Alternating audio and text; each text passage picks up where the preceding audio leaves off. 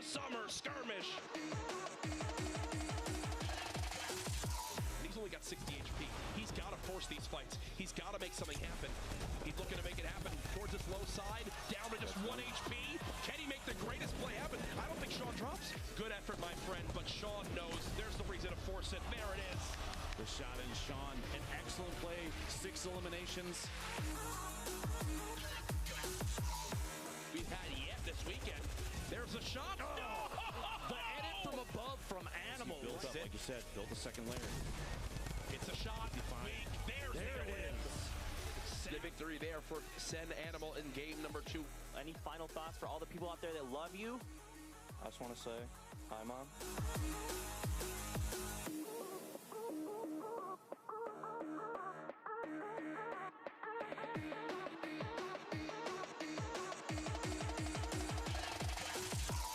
This looks like it might be a push up the hill. He might not be worried about the next zone. He might be going for an Elim here to get that, try and push himself to second and maybe a win.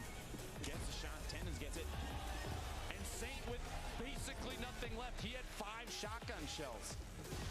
Tenpo knows he's got a huge health advantage. Oh, he looks the build. Drops it for the tags. Unbelievable accuracy from Animal. Gets a 47 and a 50 with the double barrel swap.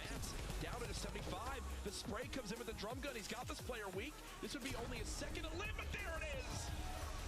Tries to edit on out, but Saf from Ghost gets the victory.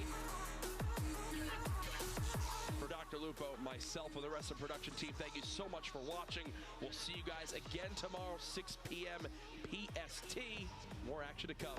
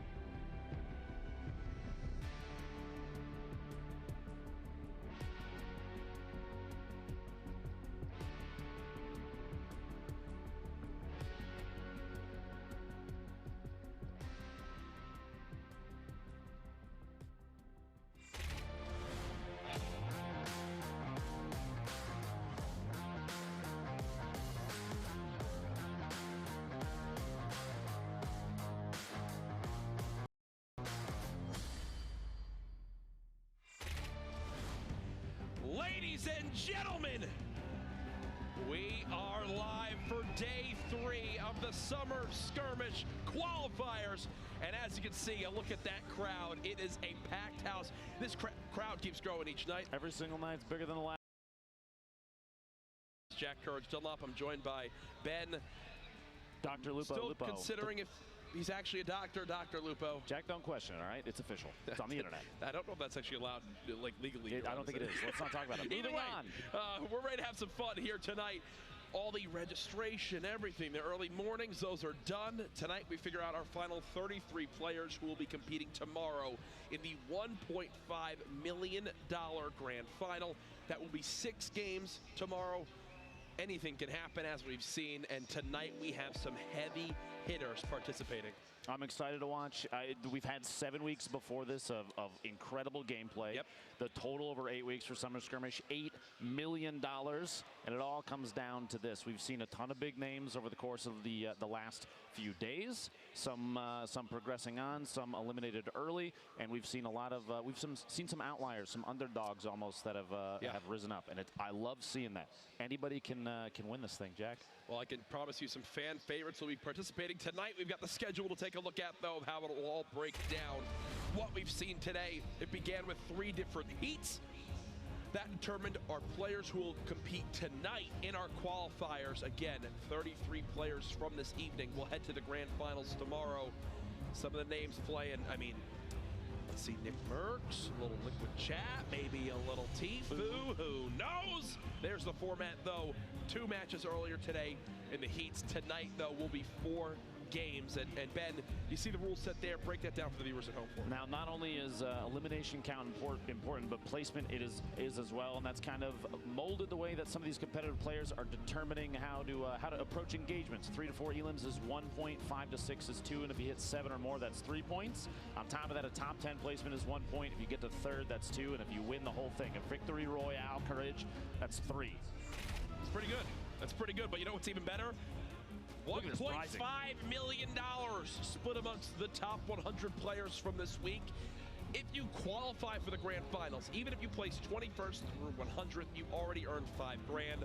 But as you can see, it escalates quite quickly from there, with everything pointing towards that first place prize, $225,000 US.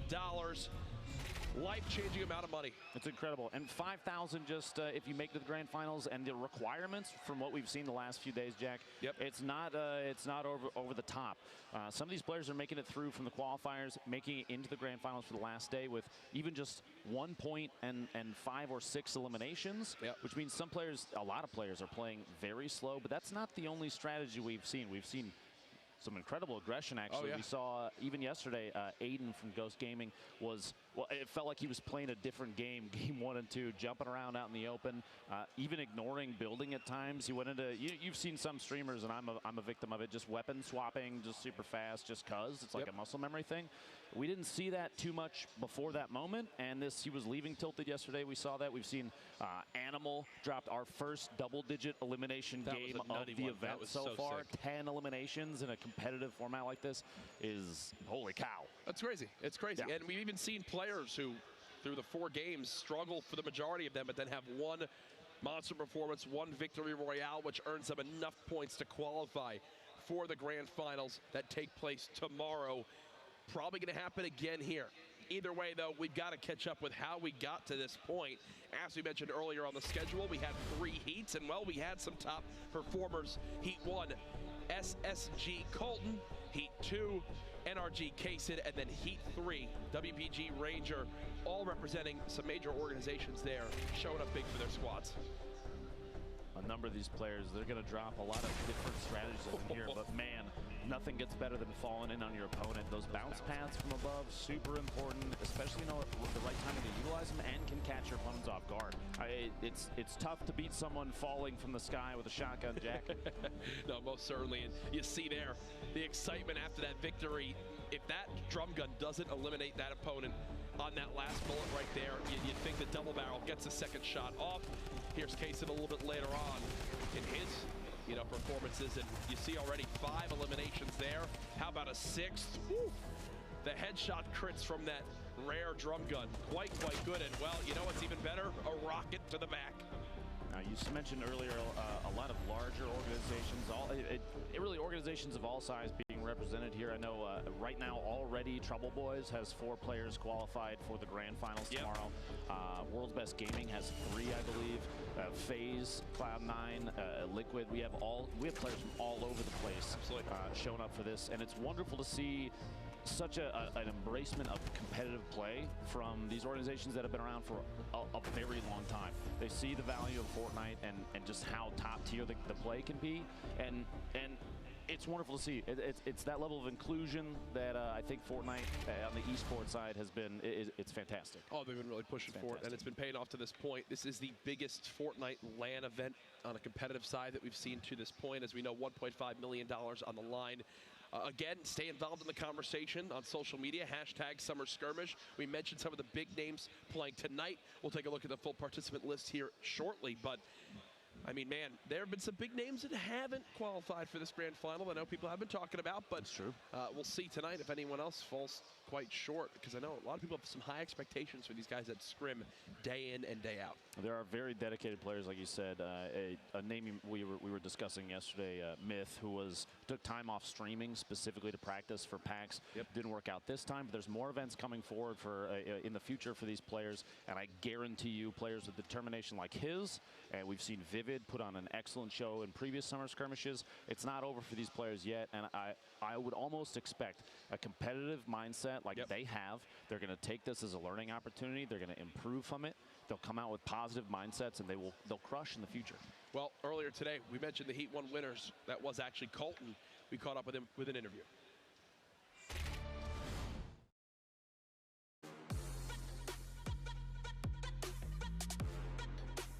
So the first game, I had to run quite a bit because the zone was on the opposite side of the map. So I was just I had 2 porta rifts right off the start. So I used those to my advantage and got basically all the way across the map. And then I had a jump pad, so the jump pad got me high ground. I kept high ground most of the last game and just didn't rush any fights. I played it smart. Didn't have too many AR bullets, so I just kind of sat up top and just poked shots at people when they were down below taking fights. I think I got 1 kill off of that, so I just kept high ground, moved in the zone, and that pretty much got me the win.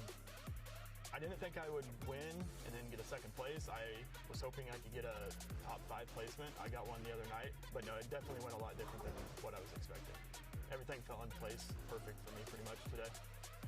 So tonight, I noticed a lot of people were not building. Some of them were just running in the open, and I had a thermal, so I mean, that thing's dead accurate, so I was just poking shots. I was sitting on a mountain the entire time. They weren't building, so I was just poking shots at them. I did so much damage, it's crazy with that thing. I can't even imagine how many shots I hit with it. It's crazy. If I can get lucky with the safe zone like I did today, then good luck. I mean, that's the biggest thing I can say. It'll all be fun tonight. He's got to be feeling good heading into tonight. Again, yes, a great start to the day for him, but his work is not done yet. Still 4 more games to play to try to qualify for that big grand final tomorrow. The pressure is on. He mentioned the thermal and people not building out in the open. That's a strategy we saw, you mentioned, from Aiden a little bit yesterday, where it's like, hey, I'm just going to kind of go for it. Hope that everyone's hiding in their little 1x1s and I can sneak to a better position on the map. Now, I hope that he doesn't expect that strategy to necessarily work in qualifiers. You have a number of players that made it through from the heats, and they did so for a reason. You won't see very many of these players just not building. It's almost like a defensive reaction. Some of them, they run sensitivities that are a little bit higher than maybe you would expect. The reason being so that they can do quick 180s, put a wall up behind them the second they get shot or they get hit in the back, and stop taking damage. I would not expect a thermal to be as effective, but still, for something like this, where there's a lot of players that are taking slow, methodical decisions on their movement and their location, it'll still be very powerful. Yeah, a lot of people not wanting to make risky plays when all they need is kind of 1 point. Their eyes are on, hey, I see to place top 10 maybe even once, and that might be enough to get me in towards that grand final. It's been the theme of this week so far, but typically the people who get those higher elims, have that tiebreaker on their side, have been the ones seeing a lot of success. Exactly. 1 elimination, I believe, 1 point and 6 eliminations. Yesterday was the bottom end of qualifying for the grand finals on Monday, which means, like you said, elimination count is very important. It's not necessarily all about points, because a lot of these players are ending up with, you know, anywhere from just 1 to 6, maybe even 7 points total over the course of 4 games. So eliminations are weighted heavily, but that's not what starts the tiebreaker determination. Before that, Jack, it's actual victory royales, which is how we saw Animal come out on top of the leaderboards in day 2 qualifiers. Yep. Because he only had 14 eliminations, and Aiden had 18, which is the highest we've seen thus far in any of the days. And I am excited because of some of the names and Liquid Chap. They're slayers. Yeah, they most You're going to see certainly high elimination counts. No, I'm excited. Absolutely. There's no doubt about it. Now, we've got a great crowd here in the venue, and you know what? I want to give them something special. This is my decision. No, I'm just kidding. I was just told we're doing this. Absolutely And I'm not super your excited. decision. I tweeted about this. This is big, folks, because this is actually so sick. Who wants to see the high-stakes LTM right now? Make some noise. Good. Good. Let's do it. Let's bring it up. This is absolutely awesome. The first look, the first footage of the Getaway limited time mode and the new item, the Grappler, ladies and gentlemen, right here, right now. This has been the talk of all sorts of things online. There it is, another new item coming to Fortnite, and you know what? It's simple. Here's the plan.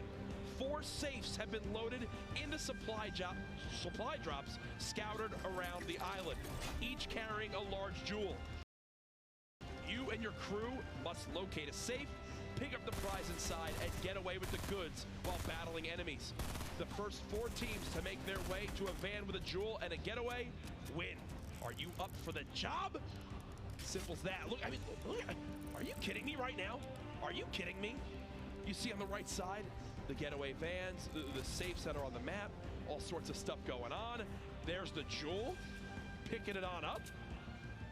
Completely different way to play Fortnite, Ben. These changes, the new modes that they've been putting in recently and adding a flavor change to the way that the game plays. And here we see, like you were talking about, the Grappler, man. Look at this thing. Here's the Grappler, the first look. Are you what? Are you kidding me? Soaring around the map, completely changing. Are you gonna take on some of these fights? Oh, I saw this clip earlier. Like, I cannot wait to do this. Flying to the air. Boom. Imagine a double barrel right as you land. Trust me, I can imagine it. There's the getaway van floating up there. The jeweled llama. Jack, you got to get one of those for your house. Just saying. I do. You see the team moving on up. They get to the van, they board it, and you know what? There's the victory royale before you leave, right on the way out. What a ride. I love it. And you know what? We mentioned all the stuff going on. You see the skins there. The glider was in play. Tomorrow, actually, we'll take a look at the free high-stakes challenges and rewards you can unlock by completing them. Again, that is high stakes and the getaway, the new limited time mode, and the grappler as well. I expect within an hour, YouTube montages left and right of that thing. Places like Tilted Towers are going to be hot again, man. Oh, for sure. I cannot wait. The Tilted Towers has definitely always been hot. Have you seen Paradise Palms, though? That is true. That is true. That is true. Either way, I love all the additions coming on in. The glider looking so sick. The money flying out the back. Yeah, the different, challenges you can do to unlock the certain tiers, the skins. It's going to be fun. It's going to be fun. The grappler being added on through. All these updates, man, keeping the game fresh. You love to see it. Either way, Game 1 should be up here momentarily. Predictions from you tonight. We've got some big names.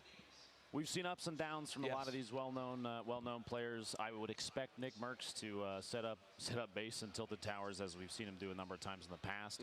Tfue has played exceptionally well in previous events, and I would look for a very high elimination count from him, plus some scoped AR shots. I even mentioned it, I think, day 1 or day 2. He's the kind of player that'll build up in the top of a tower, establish himself in the upcoming safe zone, and just gatekeep. And elimination counts will fly. But then, like we've said in the past, Chap. Have you seen Chap in previous Summer Skirmish weeks?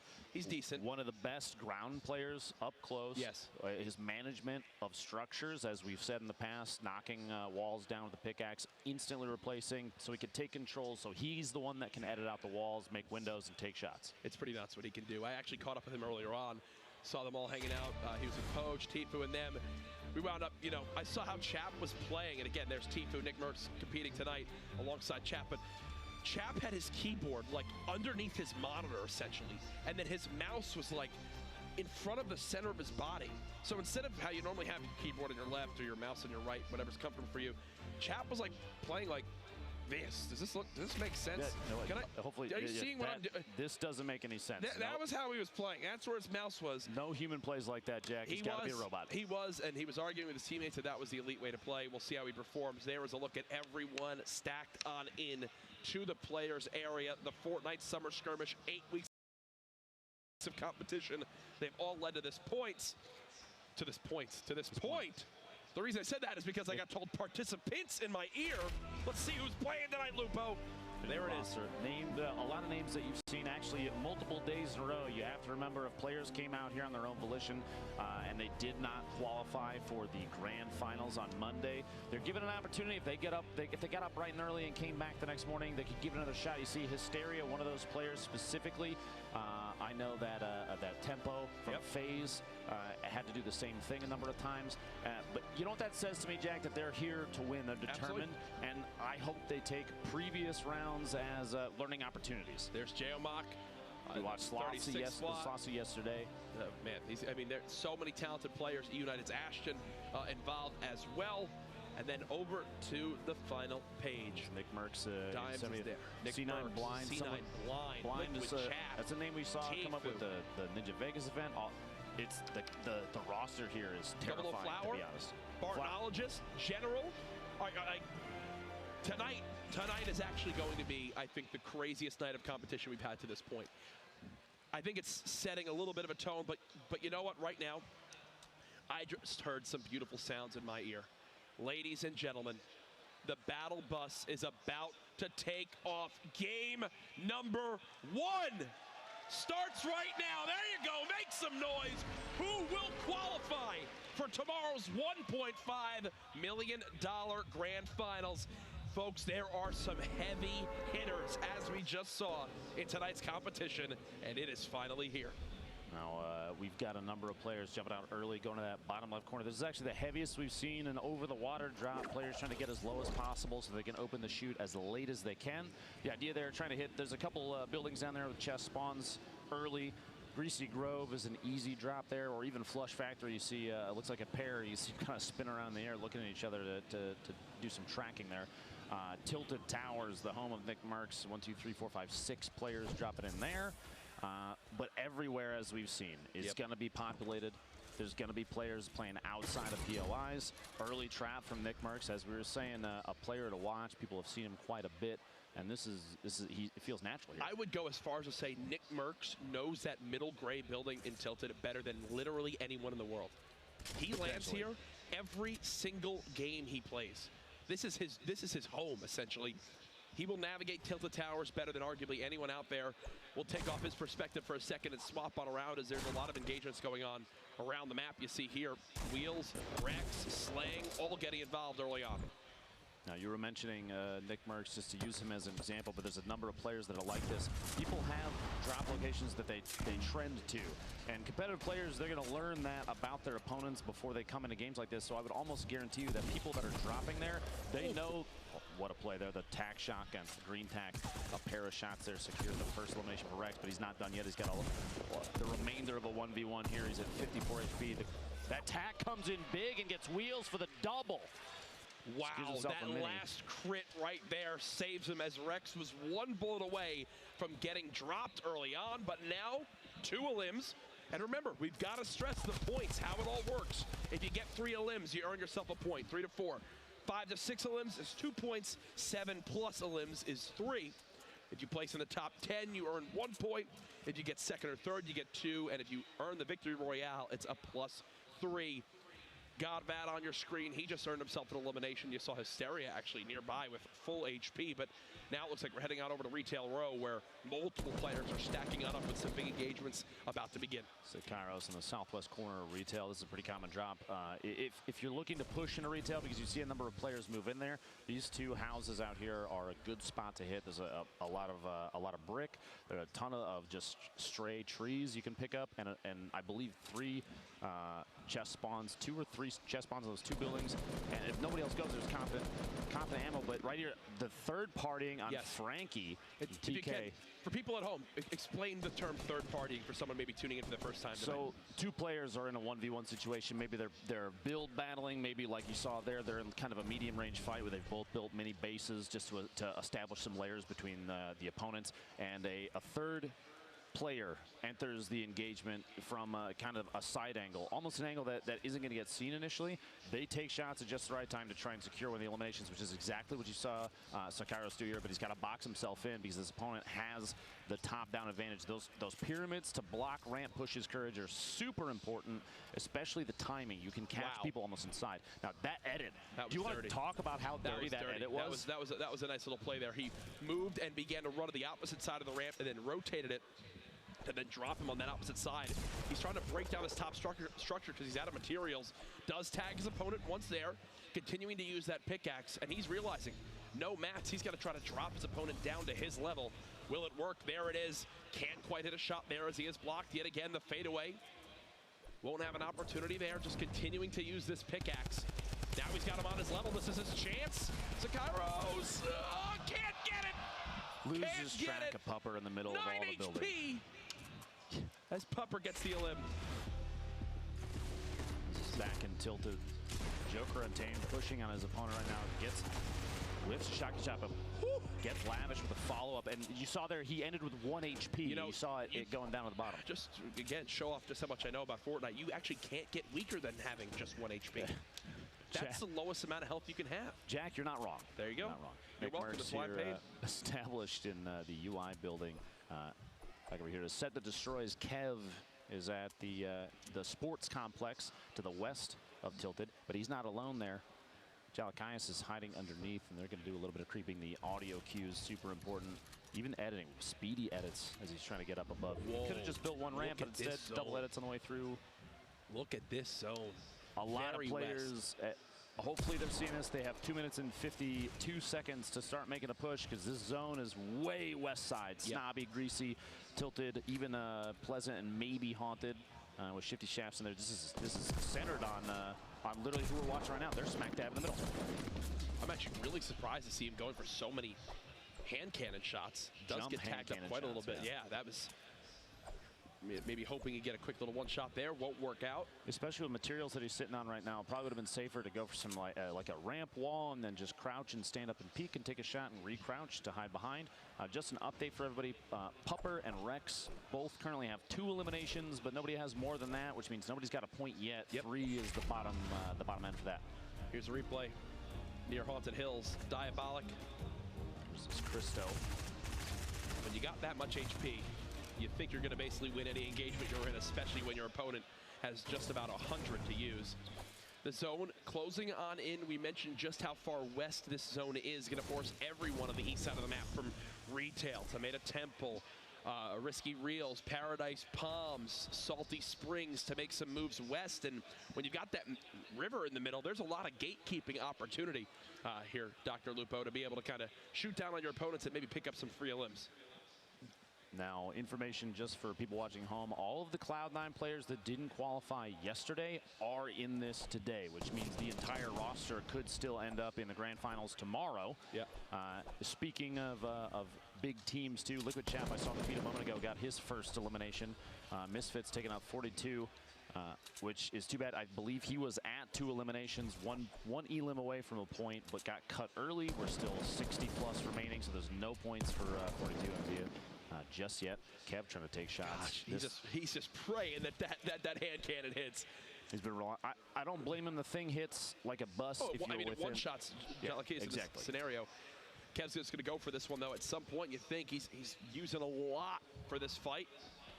When will this engagement finally come to a close? They're 1 level away from each other. Kev's still hunting, still hoping it can work out. You see bouncing up and down, trying to look for the best area to engage from. Only 90 mats, and these are these early game fights that some of the top players talk about. Not having the chance to farm, not having the chance to loot. basically has nothing left to his name. There's the elim finally, but on the rotation. I was almost expecting at some point if he pinpointed his location with audio to drop off the top, maybe suffer a little bit of fall damage, but catches opponent off guard with an immediate shotgun shot. And look at that, the second the elim comes in, just starts hitting whatever materials there are. Here's Rio. Sentinel already has 2 players in the grand finals as well. This would put him at 3 if Rio does extremely well today. And it looks like he's got the determination for it. Kyle 182 going down. Puts him at an elimination. And here's Chap. 1 elim to his name to this point. Absolute beast in Fortnite from everything I've seen from competing against him here. Just does get tagged on up, so only 87 HP. Look at his materials already, though. And that's what Liquid are best at. And I'm wondering, oh my gosh, what can you buy with... I was wondering what you could buy with those slurp juices there. Sure, we'll see here in a second. Machine. This is his first elimination earlier. Those shotgun shots, the accuracy, even from up top on Bearded Derp down below him. That's what I was wondering. Yeah. So he actually does purchase a slurp for wood. So that's, for me, a great investment when you're down to just 87 health. Remember, the slurp was updated recently. It's no longer just, 25 health and shield. It now gives you 75 in total. Starts with your HP. So they're at 87 health. He'll wind up getting 13 HP, and then the rest of that 75 winds up going in to his shield, so he'll finish with about 62 shield there as well. Now, Courage, I'm going to try and think off the top of my head. I believe it's maybe it's like a 4x4 or 5x4 base, number of squares that this building takes up. Nick Merckx has not left that building yet. He hasn't left that 20 square area. And that was Chap who actually just ran right past him. What an engagement that would have been if it was Chap versus Nick. But here you go, Chap in the build engagement now, trying to stay above his opponent. He actually ended up in the same box and had to fall out to save himself. He's going to drop down. Are you kidding me? That's confidence. That's confidence. Stops and is it impulse time? I believe so. He's going to look to just reset this fight, get away. If you heard, the opponent he was in the build battle with started getting tagged from a third-party engagement. Didn't want to have to deal with any of that. He'll go ahead, get away. He's actually burned through all of his wood now, down to just 60 left. You saw his loadout, Courage. He had a blue AR, a green suppressed SMG, you can see right there, and the heavy shotgun. And out of that box that he opened, that he pulled the impulse nades from, there was a gold heavy sniper. Would you have picked it up and dropped potentially the blue AR? Listen, Chap knows better than I do. You could have potentially done it, but at the same time, maybe it's not his play style that he's going with. Another vending machine purchase. Now, this is Ashen. His partner, Jack, has already qualified. The shots out here at Lazy Links, accuracy, mid-air accuracy with SMGs, even a gray doesn't matter. They're hitting their shots. The swap weapon is so key. With the way that the meta of the game is right now, if you're running a shotgun, you want that quick little spray weapon you can go to. You take, hopefully, that shotgun shot, get some high damage. If not, you swap on over to that SMG to finish off the elimination. Chap now back up to 300 plus wood, 900 plus brick. I believe he might have gotten a second elim there. Now sitting at 2, so Chap just 1 elimination away from earning himself a point. That would be a fantastic start for one of the high-profile players here in the qualifiers tonight. Now, I want to say, I still think that the gold-heavy snipe, picking it up in this situation, especially with how slow he's potentially seen other players play during the previous 2 days of qualifiers, just getting a 150 damage shot on someone on the move means potentially it's Tfue. It's Tfue up top. Chap versus Tfue is the fight going on now here, folks. Who will come out on top? Tfue was just tagged by a third party, so he's got no shields left. Chap playing from the low ground right now. These are 2 of the best Fortnite players in the world. It's what this competition is all about. Chap now beginning to build on up, looking to match the height of Tfue, or he just disengaged here. He's moving past and looking to box himself in. He's building multiple layers to this little catacomb to make it so that Tfue can't track which building he's in. Yep. You have a number of these little 1x1 chambers attached to each other, and players are going to have trouble watching. He's got multiple layers, and he has the edit right now, so we can look through. He's then looking through the wood planks. He's trying to find Tfue in the structure that he's in. You see there, the edit. He can see it already, even though there's a ramp in the way, so he's still safe and the nade bounces off. That grenade's actually going to drop a bunch of Chap's structure. Here's Tfue now, 1 elim to this point. Has a good amount of materials right now, just trying to keep those grenades going on in, and he's actually got 3 more in his inventory, so he's just going to continue to lob these on out, hope to knock down some of these opponents nearby. You see there, he noticed he made a mistake and did not close the wall up, so he re-edited the ramp that he was standing on that he closed off the wall, closed off the ramp again. try to keep the layers between you and an opponent, because you don't know, chat might have explosives as well. He could pre-fire a rocket and then laser down the single wall that might be separating him. So that's a smart play from Tfue to close his own build off. And now he's beginning to move early because this next zone was revealed. He knows he's got to move a little bit closer towards Snobby Shores. This is so far west. This is the furthest west zone you could possibly have at this point, folks. So everyone continuing to move in this direction. You see Chap disengaged. You've also got Tenpo on your screen. Nick Merckx is still alive. He needs one more limb for a point. Here's his opportunity here. Will Nick Merckx get on the board early on? One of the top console players in the world, one of the biggest names out there, and he's got two players below him, both without shields. But even for Nick, he's quite low on HP himself. He's going to keep this high ground for the moment. Blue drum gun in hand. While they were swapping weapons in that spectate view, Kayun did have a double barrel, which we've seen used all the time, constantly, especially in these close fights like this, because Courage up close, if you're within basically Nick wants this. range, Nick wants this right now. it's a one shot.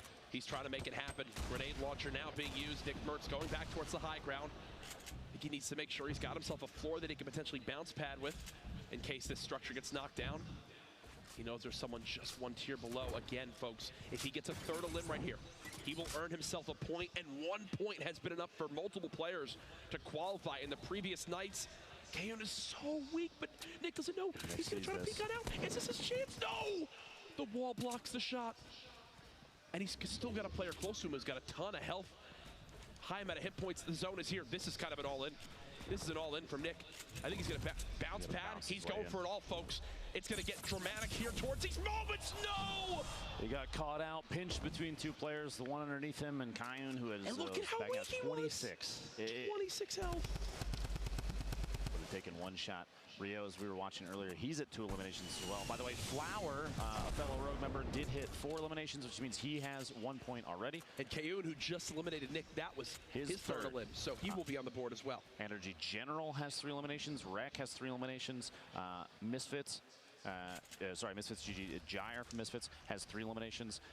So there's only 5 players out of this with 1 elim at this point. You see on your screen right there, and 3 of those are already eliminated. So we have 2 left that have 1 point right now. Yep. A lot of 2s on the board that have already been eliminated, and 4 players right there. You saw Godvet, Diabolic, Rio, and Chap are sitting on 2 right now. And this is something we've seen a lot from players, running just 2 weapons, maybe a drum gun and a shotgun, and keeping a high amount of heals. That's what Rio's doing right now. This was General. Found one right here. Hello, my friend. And there's his first. Sniffed out a second here nearby. Yeah, there it was. Boom. That was how Flower was eliminated. Jack, I don't think it's tough to sniff out the grenade explosions there. And you saw actually a swap from the, you tend to favor the heavy shotgun, but he immediately picked up the double barrel. Now I might be running the double barrel of how players they're definitely showing how powerful a weapon like that can be in competitive gameplay. Like this, that the top 10 means a point, and players are going to play slow. They're going to stack on top of each other and get very close. So right now you're seeing Kayun, who still has found 0 heals in the last 5 to 7 minutes. What is the thought process right now with this little amount of HP? I think catching a player rotating is extremely important. You see, he probably won't make too many moves until he knows that maybe potential targets or opponents are already engaged with someone else. He's going to wait to strike. If you move too early, you're going to be the one that gets caught off guard. You're going to be the one that people have their eyes on. You also don't want to engage anybody. You only have 26 HP. So the second that you're essentially sending up a signal flare to say, hey, I'm here, please shoot at me. It's Vape Jesus now in the build battle with Dat Muffins. Muffins 1 elimination away from a point as well. You're going to hear us stress that a lot tonight, folks, because again, 1 point from our last couple nights of qualifiers was enough to get our 33rd, our last qualified person in. As Muffins just edits the window, gonna peek on out, see what he can spot, maybe get a free tag here with that first shot accuracy. He's got the double barrel, he's got 2 med kits, he's got minis, but here's the one thing he's really missing, Ben, materials, down to just 70 in total that he can build with. Now, for people that, you won't be able to see this just yet, but right now, the white circle, the next safe zone where everybody's gonna have to move in 2 seconds, 2/3 of the players are already in there. Yep. Only 7 are remaining outside of the safe zone, so there's not a whole lot of movement that has to come in. Looks like Snobby Shores was established by what was left of the player base for this game very early. You're going to see a lot of people like Tfue, very good at it. I think Nick Merckx called this a spaceship at one point, building these bases up high to get a top-down view on people. Look at these edits, too. And this is a very Tfue-esque type play style right here. Ben, it's like, you know what? I'm gonna survive until the end, go for a victory royale. He's not someone that's gonna be dropping 12 limbs. He'll finish the game with whatever he needs to get a point on the board. Here's Colton, who won Heat 1 earlier on. A great use of the frag grenade there to pick up the elim. The timing to blow up the built materials and then immediately just shoot in as he sees his opponent move. That kind of timing is key. That's forethought. Yep. Now, as this game continues to move on, remember, top 10 earn a point. We're at 19 players remaining right now. Everyone in the lobby thinking, hey, I see a survive a little bit longer to get a free point on the board. This is a third-party opportunity, and then some. You got two players literally mixing it up on top of each other, and Crunch has the LMG and just spraying to see if he could land any shot. That LMG not super accurate from the distance. There's two players in this. And there's one. Eliminates one. Crunch, I think he wants to follow this up right now. 2 eliminations that put him 1 point, 1 elimination away from a point. Just bombing rockets, and he's blown through those explosive rounds very quick. The rocket ammo, which typically you see held onto until late, but right now he's so focused on getting this elimination that it doesn't matter. I think he goes for this now. Point. He got tags on him. There's no more shield. Tags. He knows this player is under 100 health, and it's time now for Crunch to go for this. He's getting third party yet again. He's got a ton of materials. I mean, look at this: 900 plus wood, 800 plus metal. But he wants this elim right now, trying to make sure his opponent can't pop any minis to heal themselves. It's 4 or 5 just below him. 18 players left. Remember, top 10 earn a point.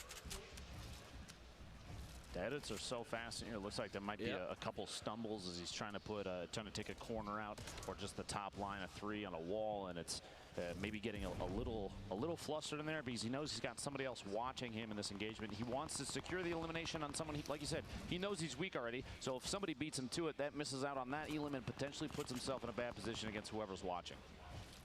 Well, Crunch just still bouncing around, going for these quick edits, looking through these walls, knows there's someone just below. Here comes the zone. People gonna have to move. There's Sean pushing forward. Tenpo still alive with maxed HP. Colton, who we've been talking a lot about so far today, gone, playing the high ground. The position in the next zone is potentially going to start scraping a few players off, not too many. It's on the side of the hill. Yep. You hear the traps going down just to prevent people from kind of infesting the structure that has already been built. You're going to see people on the southwest side is already empty because everybody kind of had to shift with that bottom level outside of the mountain. So right there, he was actually trying to connect his build to the mountain again to make sure that if the bottom was shot out, he would still have another layer to protect him. I don't think he got it off. Here comes General and Colton, though, moving on in. Everyone trying to make it out of the zone. Their little boat down to just 15 HP. Tenpo still quite healthy. Look at everyone hiding in these builds. Chap and Tfue, they just moved in next to each other. They're neighbors. Yet again. He's about to ask if he's got extra salt left over. Eats it for recipe tonight. Chap's looking for a 30 limit. Might end up being Tfue. We'll have to see here in a minute. But the next circle is going to force everybody to move. You see the mini-map in the top right. Everybody's going to go southwest. Plus, it's very uphill. That's the thing. It's also uphill on this mountain. And whenever we see these zones on these mountains, Lupo, many people typically drop. This is going to be one where I predict we don't know our top 10. Like, we're still at 18 people. It's been 2 minutes and 42 seconds since the last time someone was eliminated. But I can promise you, the Storm is about to take matters into its own hands and have people get dropped left and right. A stat that really highlights how top down, how close combat engaged. Like that shot right there, Chaos Gone gets the elimination with a shotgun as his opponent pushes up. But the longest range elimination thus far this game is 123 meters. Yeah, and there you go. Storm just drops someone. Colton and Base Soldier each get a limb. Colton then dropped to the zone. Here comes the builds from everybody. Tfue still in this one. 12 players remaining. Top 10 earn a point. Will Tfue strike with a point early on here? You've got to think he's probably chasing Chap up this mountain as he's trying to keep on his level. One player close. Tfue going for the engagement. Won't find it yet. It's Chap taking down Tfue, and you see the smile there as he looks over. And Chap's not done yet. He gets a second elim there, putting him at 4. My goodness, Chap showing up big here in game 1. The next circle is going to be even worse. Chad getting dropped down to fall. He only has 30 left. He's got to box himself in and take every second. The second he has an opportunity to heal Courage, he's got to go for it, because the fall damage combined with people taking shots from all over the place and just kind of how they look like little beehives attached to the side of this mountain. Now the next rotation won't be as risky. And here you go. This is Chad from just a moment ago. This is the bait. He saw it coming. That was switch. That was Tfue getting eliminated in 11th, which means he doesn't get the point. That was him with he had what, 2 elims and was in 11th. So if Tfue eliminates Chap there, he gets 2 points and arguably guarantees himself a spot tomorrow. Heartbreaking for FaZe Tfue fans out there. He's got 3 more rounds though. Jack, it's not over yet. 6 players left. Chap, you're watching here with 4 eliminations of his own. 1 more gets him to 2 points. He's got no mats. He's got to go for this. There's one. Hello, Chap! Are you kidding me? Chap! Can this man be stopped? 6 elims now. Top 3. There's another point as well. Now, Tempo, one of his opponents above him, well known for being exceptional at this game. You're going to have to watch out for this little 1v1 here, especially, I mean, Chap only has 2 builds. You hear the C4 going out too. Here comes the structure coming down. He's going to have to stay on his toes, watch for the edits you see above him. Now might be the time. If he's going for another third party, he's going to take shots. He's going to try and see if he can get a drop right there. Go for the shotty shot. He's going to try and drop the surface out. He has enough ammunition, Courage, to do anything that he can to get him to fall down on top of him. Only 75 HP, though. He does have 2 traps left. He's got to break through manually to get to this point. The edit! Tempo says, hello, my friend Chap. It's time to take a break for game 2. OT Divine versus Tempo. Divine has 0 elims. You saw Tempo just eliminate Chap. The shot's coming downrange. He's out of builds, and he wanted to drop down, but then the trap went off, and he's got to wait. Whoa, I can't do that yet. Trying to spray on in. 2 players left. It all comes down to this. Tempo drops Divine to just 17 HP. There's the elim, and there's the win. Tempo, congratulations. 4 eliminations, the victory royale. A monster game 1 from him. Now, a number of times, even the last 2 days, we saw Tempo come to these qualifiers, and maybe the thought was take a different approach. You can even see here just some quality replacements. Look at the builds he still had left. 700 wood. Kitted to the teeth. Wow. Congratulations, Tempo. In that victory royale, you see all smiles on his face. He knows just how big that is. So what, he got 4, I believe 4 elims? 4 elims and a victory royale, so a point from that. That's 4 points. 4. I mean, at this point, Tempo. I'll see you on Monday. I mean, we'll I'm see just going to say it. Yeah. And again, victory royales are also the top tiebreaker as well. So somehow, if 33 players all have 3 points, you'd think Tempo would be right towards the top of that, or 4 points, sorry, would be right towards the top of that. What a monster way to start day number 1. This place is packed right now, live in PAX West. Again, if you have a badge, come on in.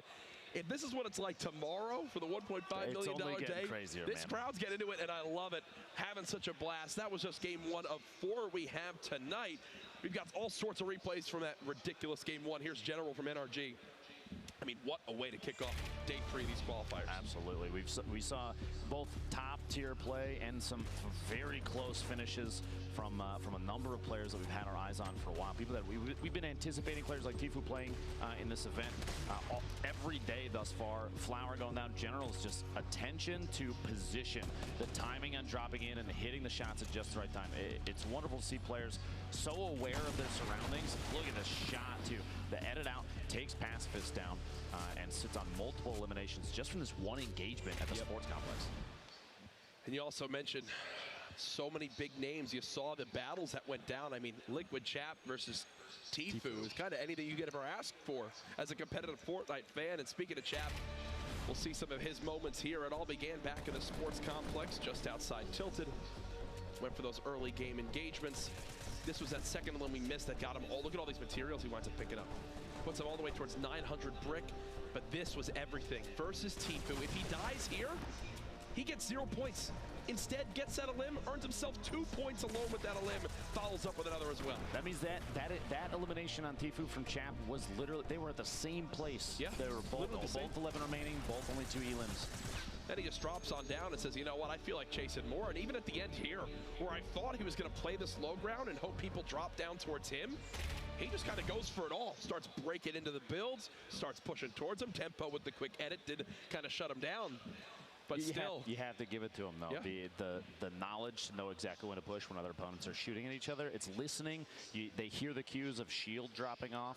They hear the cues of players moving, even bandaging. That's the right time to push, and he's on top of his game every time it comes to that. Works out for him there. Tempo eliminates Chap at the end and then goes on to secure that victory royale. We'll watch that one more time, too.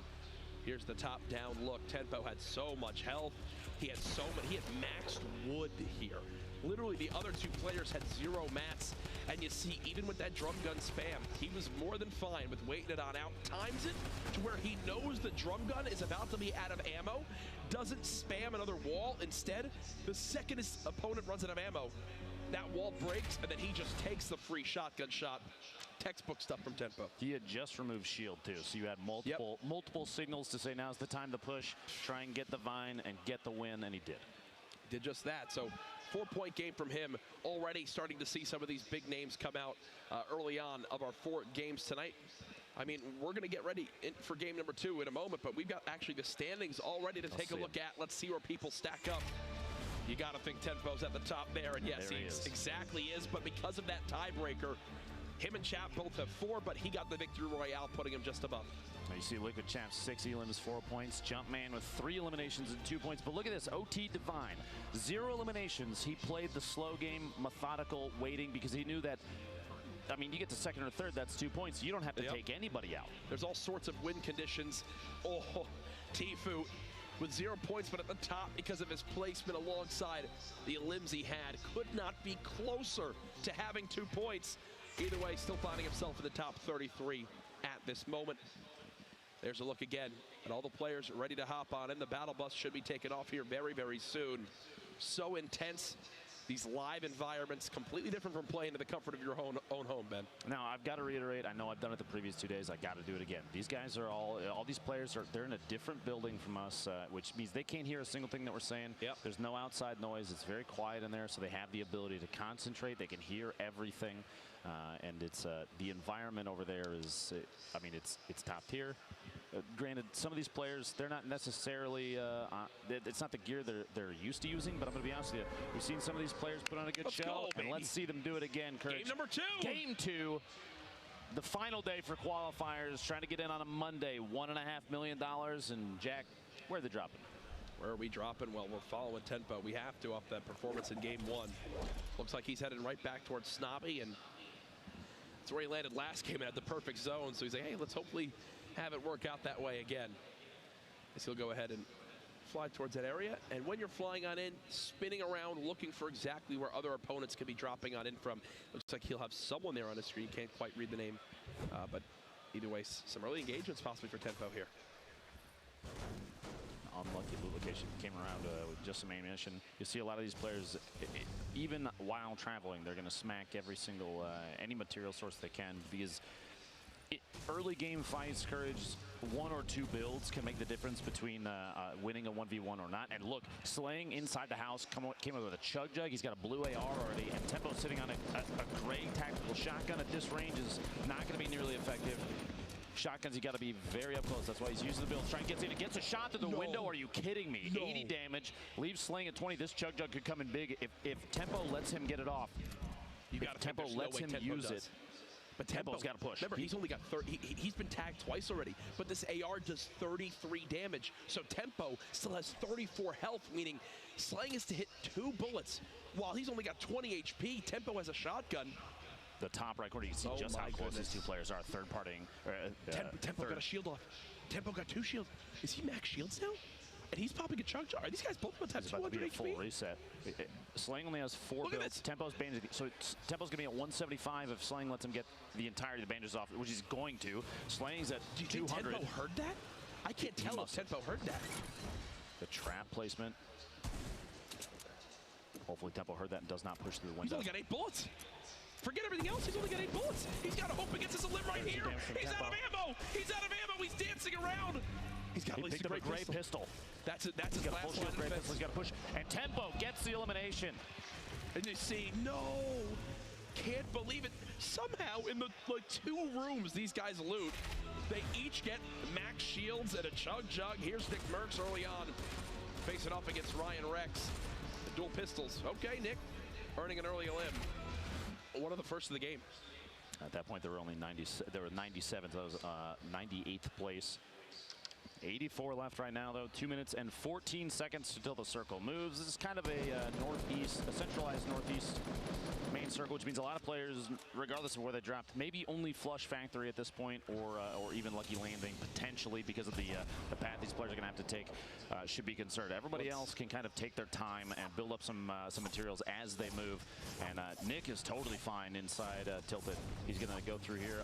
Players will always smack out all the furniture inside. It's not worth a lot of resources, Jack, but every little you bit knock counts. them down pretty quick, and there's a lot of them. Early game when you can only build 10 walls, getting enough mats to maybe build 2 more, that's 20%. You can wind up earning yourself. Oh, big fall there from Jumpman. Sakairos now has the high ground. He actually falls, trying to hit a shotgun shot, doesn't connect yet, and he's out of materials.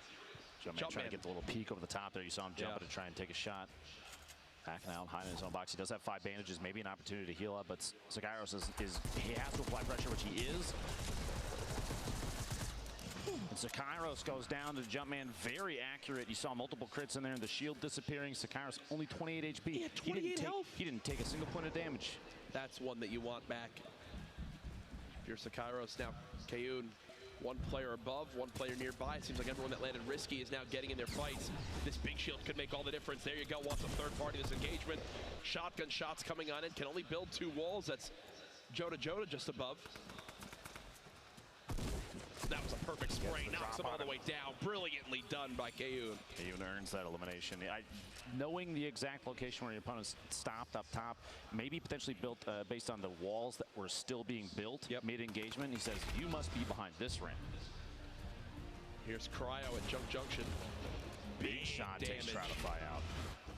Point blank tack hits like a bus. And the rate of fire is high enough that you can unload rounds, unload shotgun shells, and deal a lot of damage very quickly. So it's kind of known by a lot of people. Chap likes to go to Wailing Woods, and he's already got 700 wood. He's pushed towards Risky. He's got 1 elim to this point.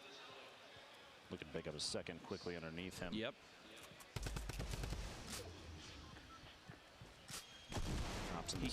He hears the double barrel. Now that it's been shot once, I think this is Chap's green light to go for this. Try to stop him from getting the reload off.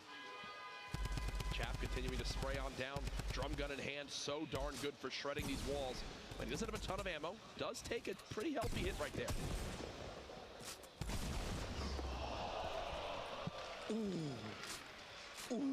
Kayun picking up his second elimination. Ooh, you heard the reaction from everybody here. The double barrel, when you are that close and it does that pure like 160 damage. Yeah, that's why it's now the new meta of shotguns to use in competitive Fortnite. You saw right there that golden double barrel, even at kind of moderate range for a shotgun like that, the spread is very high and the damage drop off happens quickly. Over 100 damage while jumping over the top of his opponent. A quick 2-shot. And this is Tfue out in the little Wild West, the set of Pueblos out here. He's looking, trying to hunt down a player underneath him. Compact SMG, a shotgun, an AR, and a hunting rifle. Stalking his opponent. Now he has tons of materials at this point. We've seen players start to favor this drop out here because the larger rocks, Courage, come away with. Wow, what a shot! Yep. Tfue picks up his second elim. Those large rocks, like I was saying, they have 50+ brick in them, and they only take a few melee hits. He was blind from Cloud9. 1 elim to this point. Again, you see immediately how these players just begin to break down structures when they realize they have so little materials. Whoa. All back into the Nick Mercs looking for anything. You get a 9 and a 20 off there. The 50 damage just pushes up on Lavish and gets him to the bottom of the staircase there. Nick's got 3. Nick's got 3 elims. That's a point for Nick Mercs, putting him on the board as well. And it looks like he wants to go for more. He's not done yet. Airco, a player we've seen a number of times in the past. It looks like Nick Mercs might be getting third party. Multiple players here in Tilted as he's trying to back out of this engagement and saying the position I'm in right now, he's getting shot from above. It's not good enough to go for an engagement that somebody already has the top down on him. You've seen the feed Tyler's getting double flower out. Here to Derp going down to a 189-meter rifle shot, but Nick found a chug jug. Nick's like, sure, I'll take that. That sounds good to me, my friend. And Nick is one of the best players at navigating Tilted, right? Knowing the ins and outs, the little escape routes you can have right there, just sneaks away in towards this new building. Uses that chug jug to get to max HP. This is Crunch, who we highlighted a little bit back in game 1 with his quick edits and his fast building. And right there, shows off the edit power, gets that elim.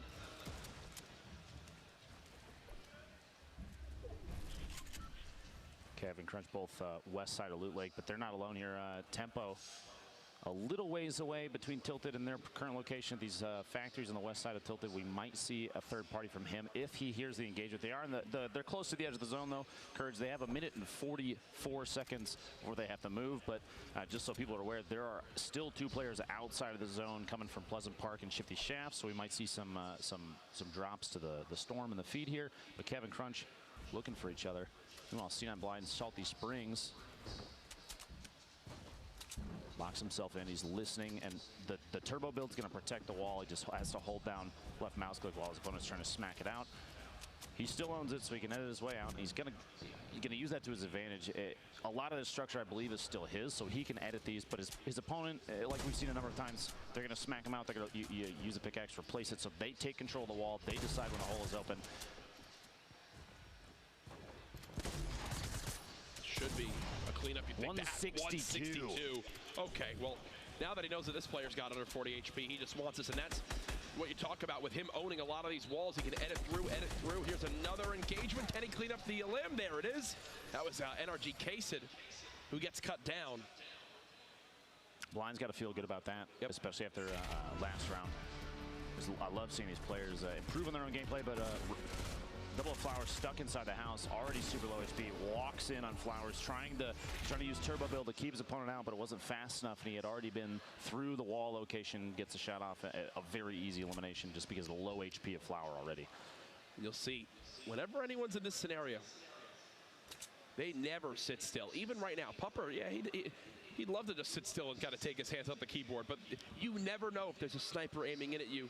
Always strafing, always making sure he's not an easy target. We'll take a couple pop shots, and you hear that? Speaking you literally hear that? The reason he's Whoever just shot that sniper, forth. thank you for making my point. Giving credibility to Courage just by a single sniper shot. When you're playing in these games, even at home, in any match, you always have to think with the mindset that there's a sniper watching me. Even if there's not, always think that there could be. Because again, those third-party opportunities, someone's hunting, someone's watching at all times. Colton, the winner from our first heat, goes down to Jumpman's tack shotgun.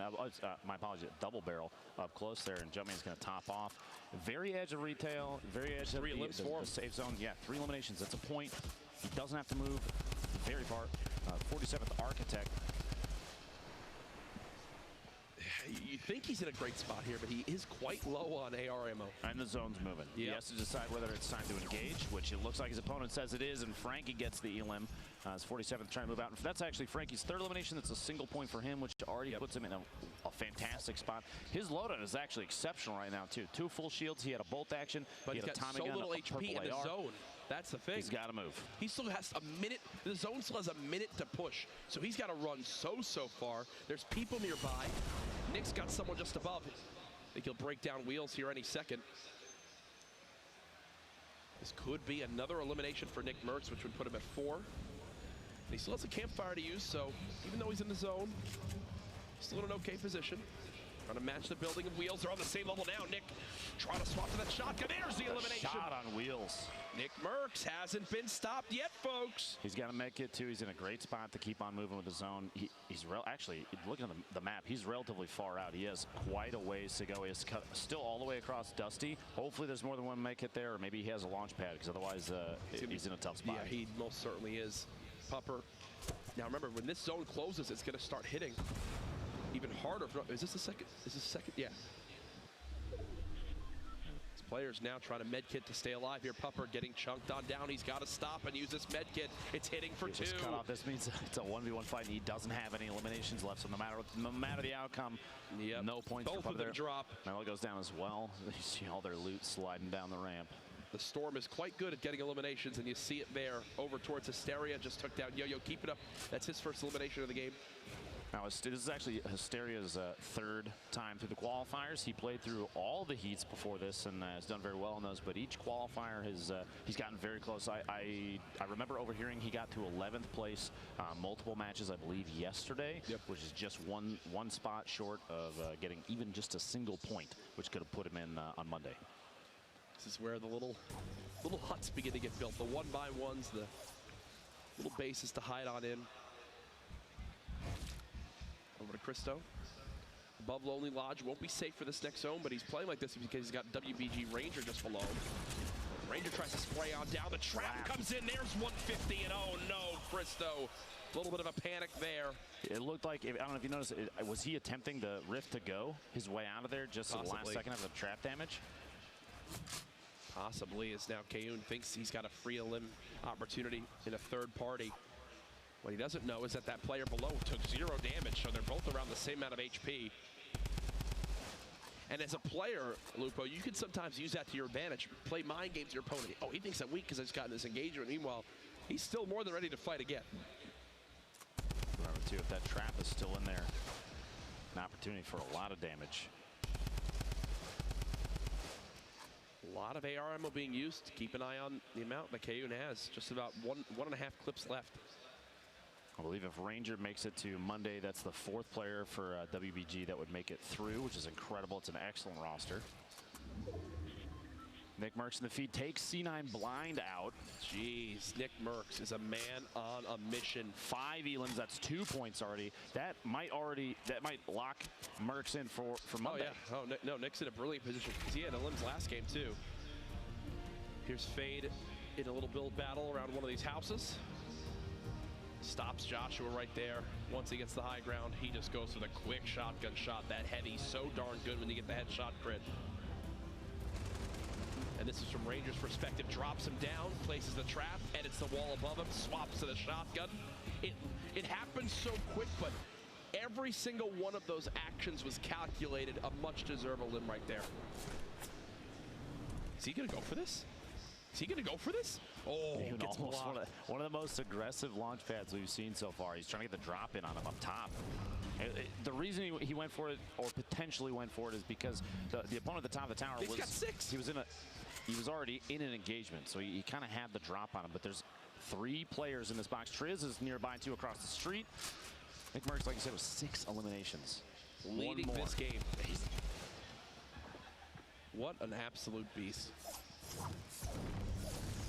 Blind in second and limbs is already out. This one, Nick trying to break through these walls. He's made it up through. The spray with the drum gun isn't enough. No! Just short of the 7th elimination. That would have been 3 points there. I'm surprised he didn't swap to the heavy shotgun. I think he was hoping that maybe the drum gun spray would have been enough, but if he's got the heavy shotgun right there, I think Freak's dead 10 times over. Potentially, or even to trap play in that situation. They were in the same box. If he owned a wall, there were a lot of options. JP2 from Luminosity Gaming.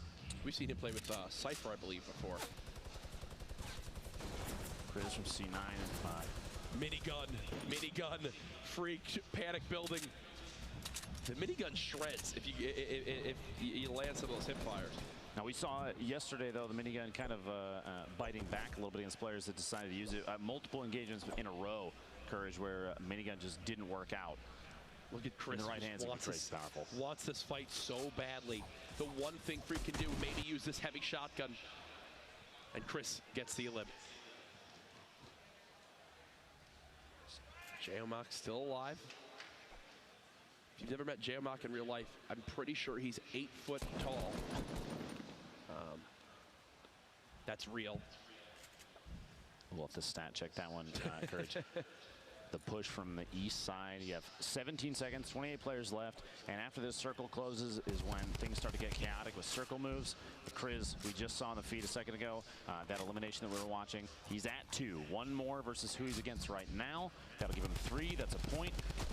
This drum gun push, we've seen it a ton of times and paid off, but watch the trap. Horrify almost gets it off. And Kriz falls down below, just barely dodging. You heard it go off right there, the reset. So it attempted to do damage. He dodged his way out. He would have survived. He had over 150 HP, but man, those last-ditch efforts, they pay off in just the right situations. fast as Crispy trying to push his way up. He's going to chase us down. Look for maybe his own little hut to build into. Doesn't have a lot of materials. Right at it. Yeah, he wants to go for this. I think it's more of a desperation play. Boxing himself literally next door, trying to, he's going to take ownership of some of these or potentially even knock him down. We'll see here in a sec. He's decided to layer himself up. He knows that Tyler's above him, is getting shot from a third party, and there's a number of players around him. So he says, I'm not going to expose myself too much right now. You guys fight it out. I'll wait to see if I can pop out. He only has very little materials left, but Tfue in the feed, you saw there, just got an elimination on Rex. The fight here, Crispy deciding it might be time to make a move. Relocating, trying to build up all these layers, as many as you can. He's going to push up. He's out of materials, though. 7 wood, 7 brick. Oh, no. And an interesting edit. The corners there kind of create that little diagonal bridge with the walls, but it's enough that you can sneak down the edge. A little frantic, not going to lie. Shivsy goes down, Resume goes down, and Emat also goes down. So now there's 22 players getting close towards that top 10 threshold. Crispy's right here to kind of keep quiet. You see in the top right, there's 4 or 5 players in the area around them, all kind of building and layering on top of each other just to try and stay safe as the circle is going to get ready to move here. Just listen to how much is going on around him. And he's got no materials. He can't do anything. It's Kayun's 3rd elimination. Go ahead and swap to replay this. Quick little edit on the window. Takes JP2 out. Tempo, I'm assuming, just eliminated Young Prism. You see there in the feed. Perfect. That's 2 eliminations. Look at his reaction. Like, oh, gosh. He's got max wood, 200 brick. He's in a decent position because right now, you see that this mountain that's next to him, that's natural cover that he can use. He can push up the left side of the map once the circle starts to move. Tfue over here, 3 eliminations, that's 1 point. So he's in a better position than it was even last game. I'm going to say right now, for the big names that we've seen participate, this has been some of the best performances so far, right? Oh, yeah. Where, like, Nick Merckx, Chap, Tfue all putting out a good show. Tfue, Nick Merckx, already, Tempo, already with points on the board. Sitting in great positions to qualify for tomorrow. Again, I have to stress it, folks. We've had qualifiers all this week. It's to earn positions for tomorrow's $1.5 million grand final. It's a holiday. Tune on in. Tell everyone to be there. If you're live in the venue, you will want to be here to secure a spot here early on tomorrow. Do not miss this live in person. This crowd's going to get nuts. And Tfue doing something you said even before. This is a pretty common tactic. He's very good at waiting, pacing his timing. He's going to try and drop the structure that his opponent was using to push in, but it wasn't enough. Multiple layers on that from these top tier builders, so they can. He still even got in Tfue, who's under his opponent's underneath him now. And he's got to wait. The rock's coming in. A time bounce pad to fly away, try and get out, and this is what we were seeing earlier. Crispy's down at the bottom of that catacomb of structure. Chris getting the elimination in the feed there on Nikiski, I believe is the name. This is Tfue and Tempo. Right on top of each other, literally a box away. Not this, though. Not here when it's all solos. Tfue using the bounce pad, trying to soar forward. Thankfully for him, none of those drum gun bullets connect. He's made it to the closest spot to this next zone. Sign of a great player, making sure positioning for the next move. Now getting sprayed again. I just realized, Lupo, look at his materials. I mean, this is bad. 10 builds left. I believe that's why you saw he built up that layer in front of him, but didn't cap the top off. Plus, he started to get shot from above. He kind of waited. He knew he had to time the builds correctly, because if he had spent all his material earlier, that means that his opponent shooting from above could have potentially busted through and taken shots on him, maybe even eliminated him. You see there, he actually flew early. He made it into the zone, Tfue, but this is where things get crazy. Courage. Everybody's moving at the same time. 4 eliminations for Chris here. 1 more gets him a 2nd point, plus there's 16 left. 6 more players go down. That's another point for anybody left remaining. Chris has all these shields. Going to get back up to 100 shields. Still 16 players left. Expect a few to begin to drop here. Fade takes down Jayamak. You see Cryo lost to the storm. Another engagement going down as Crispy's trying to sneak on in. 14 players left. Crispy still has no builds. Tfue eliminates Base Soldier, which will maybe give him materials to hold on to. As Triz, yes, he gets 500 wood. That's a game-changing elim for Tfue. Remember, folks, in game 1, Tfue died to Chap when he was 1 elim and 1 position away from earning 2 points. Here, he's earned 1 point this game and another elim, plus 2 more elims in the total game. Top 10 would get him another. And we were watching Crispy a second ago, who was sitting on 7 and 7 for his wood and brick, and you saw he made his way in underneath. He's in the bottom, and he hid next to a tree, but opted not to knock it down because the tree, the setup inside that little catacomb, the builds around it, he's totally covered. He can hide in the bottom of the tree, and players that are sneaking by, he might get the drop on him. He might have an opportunity for another elimination, rather than knocking the tree down and coming out with maybe 30 wood. There's 3 builds that it would get knocked down so fast, it might not matter. Tenpo in a fight with Bumboy. There's another limb for him. Tfue just trying to position himself already in that next zone. Made it to 11th. This is where he died last time. Not the case here. Tenpo gets another. Everybody that's left alive right now does get +1 point. They're all top 10. Kriz coming away with a double in the shotgun. Eliminations of the feed. Crispy then follows up and takes Kriz out with an SMG. And Tfue trying to establish himself up top somewhere safe. He's 6 remaining, 4 eliminations. He needs 1 more for another point. He wants those, Matt. He wants that loot so bad. He better. He's got 15 builds left total. And he's going to start to use them to try and get up top, opting out of going after those. But the Rockets coming in saying, nope, you got to go back down. Now's the time to try and make a positional decision. He's got to go down. That's exactly what he's going to do. Doesn't want to take too much fall damage. He's going to push in the zone. He's in the bottom fighting now. Tfue gets another one. That's 5 elims. Makes it to top 3. 2 left. All the loot's falling to Tfue. He's trying to drop on down. Can he drop his opponent in time? Tfue spraying out the build. Here he comes. Are you kidding me? Tfue with the win and the pop-off celebration. Dramatics in the final moments there. Tfue, a heartbreaking game 1, gave him the fuel to turn up there in game 2. He's dropping. You see TNT Rain trying to get the shot off on the way in. An incredibly long drop, 2 eliminations for him. He did make it to 2nd. That's 2 points still, which is, I mean, that potentially puts him in placement for Monday. Yeah. Right. But Tfue, what a game.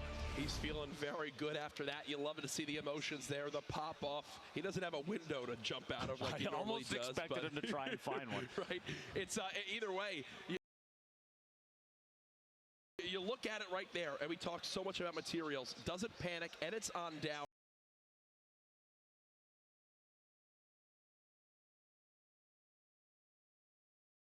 Loot raining from the sky. It's like a never-ending llama. Now, I think a player like Tfue, he spends a lot of time in playground mode.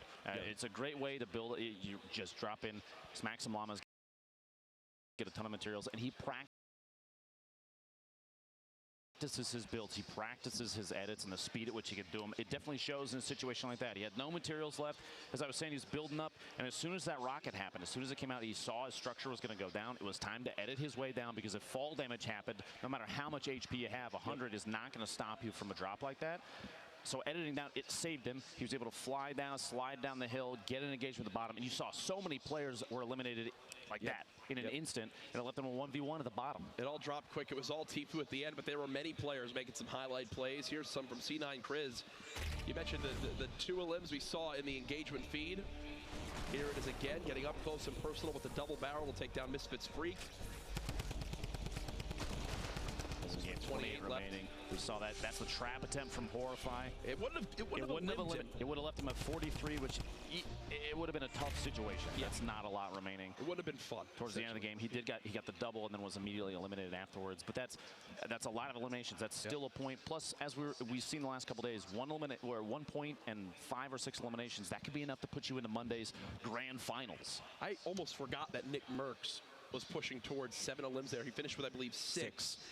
The man continues to impress me. Every time I'm like, okay, Nick's done, that's his craziest thing he'll do on this game.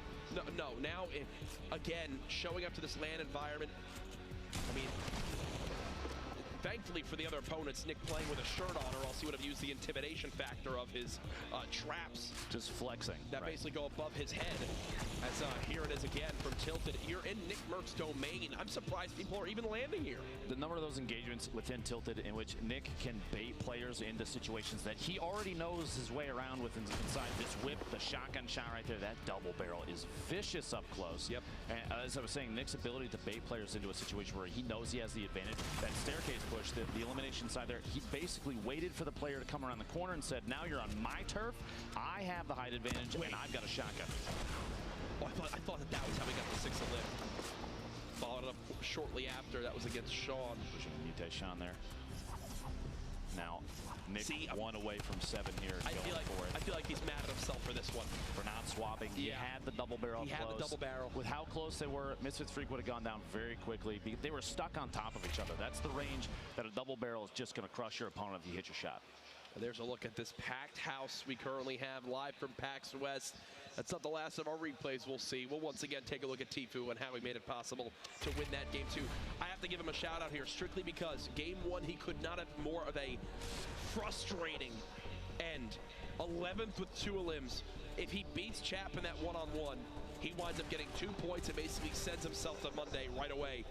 Instead of getting frustrated, getting down on himself, he moves into game 2, plays this final scenario absolutely flawlessly. He drops on down, engages the player down low, picks up the materials, turns around, and then shoots down the final player.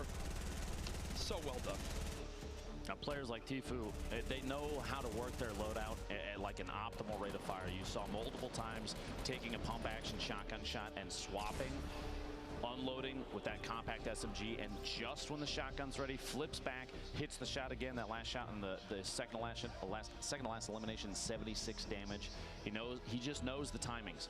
He knows the timing so well that he can put out as much damage as possible and secure those eliminations, even exposed like that in the open. He had no materials left. He had to engage, and he went for it. Tfue, one of the biggest names in Fortnite. I believe we'll have an interview with him. Actually, it's ready now. Zeke has Tfue down on the floor after that impressive Game 2 victory. Guys, awesome cast. You guys are amazing as always. I am joined here by the legend himself, Tfue. How are you feeling, my friend? I'm pumped, man. That was like a perfect game, in my opinion, and I'm so excited because like the first game, I ended up getting taken out by Chap with 2 kills, 11th place. So it was unfortunate that I went all the way through the first game, ended up getting 0 points, but I clutched up that last game, 6 kills, got the victory royale. I'm pretty pumped, excited to play again. Now, what was prep like leading up to PAX? Preparation. I was prepping like a small space to play, like maybe tighten my setup a little bit, keyboard and mouse. I ordered the Logitech keyboard and mouse to practice because I knew they were going to use them. But other than that, just a lot of solo snipes every day, grinding, off stream. It's good, it's fun. I'm excited, man. So what is it like, you obviously played all Summer Skirmish long, and then you show up here, and like you talked about, you had the first unfortunate game, and then in game 2, you show up and slay out. What was going through your mind, and when did you know that you had that win? I knew I had that win when I cleared out the entire bottom level, and all I could see was just dudes way up in the sky with like maybe 1 or 2 platforms securing them from just falling all the way down. And once I saw them, I was like, oh, it's free. It's free. All I can do is shoot them down, and I'm good as long as they don't got bouncers. But I was confident even if they did have bouncers, I would take them out. But pumped though. Now, what are you going to say to the millions that love you and the crowd that's live here at PAX? What do you want to tell them? I love you guys, and I miss you guys for sure. There you go. You heard it from the legends. Thank you so much. I cannot wait to see how you slay out. Ladies and gentlemen, we're going to throw it to a break, so we'll be back in just a little bit. Stay tuned.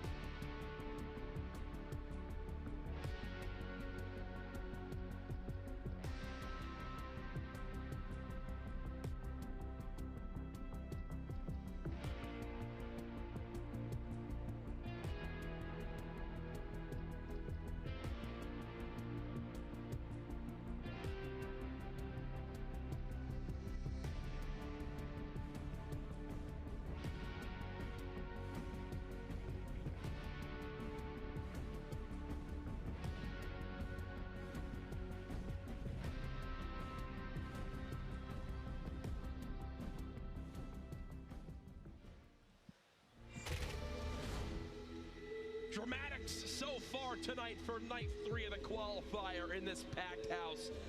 Live, and the action has not disappointed so far. Tenpo, Chap, Nick Merckx, and Tfue all showing up big as many people expected. It's been incredible to see every name we've expected for this evening to play extremely well, and they're not the only ones either. A number of players last game had 3+ eliminations, which 1 point is enough to push you into Monday. Yep.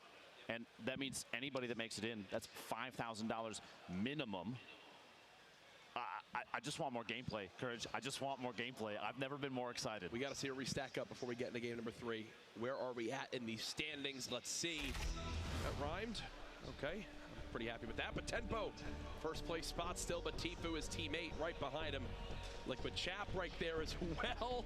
Nick Merckx in that 7th spot, too. Pretty nuts. Now, I want you to look at place 6 right now. What do you see there, Courage? That's 0 eliminations, and he picked up another point, another top 10 finish. The man sent himself through to Monday without getting an elim. He hasn't eliminated a single person. He's just here to be friends. Now, everybody that is in the top 33 here at the end of game 4 makes it to Monday, and we have, oh man, we have so much left. So much left. Remember, top 33 qualify. So far, only 31 players even have points, which is pretty nuts. So it could be an elim tiebreaker tonight. Who knows? Either way, game number 3 about to be underway. See players dancing in the lobby as they all get prepared. Everyone in the room ready to go. You saw, actually, we saw yesterday. Do you remember the chain of players doing the worm along the line? Impressive. Makes you wonder the shenanigans, man. But as far as shenanigans go, I think those are going to cut because it's time, Courage, to get into the next game. Ready. Are you ready? I'm ready. Is this crowd ready, folks? Make some noise. Here we go. Players dropping on the battle bus south, an almost top, bottom to top trajectory for the bus. Players jumping out very early. You see already floating over the water, trying to get as low as possible. We've got people spreading across to Paradise Palms. Less than I expected in that southwest corner to the northeast Flush Factory. Maybe only 3 or 4 dropping down there, so it's going to be a slow, methodical start for those players. But in the bottom right there, you see Tfue pushing across. He's going to drop into the gas station in hopes to establish himself a little buffer of loot. These southeast corners, typically you come out with quite a few materials if you're unchallenged. The trees and the rocks are key, plus the metal here. He's going after every single piece that he can. Metal for these competitive players is extremely important because early established fights, they have a lot of HP, 110. The second you place him down, Nick Merckx here in Tilted Towers. We've watched him here every time. I guarantee you he's going to drop here. As I said, his opponents that go tilted, they already know they're at least going to have to face him. And if they're watching the leaderboards from previous games, they know they're in for a fight against Nick. And there are many players in Big Gray right now. Nick knows this. He'll go ahead and upgrade his assault rifle. Beautiful pickup there. That's like like the best thing you could ask for right now. The rare drum gun.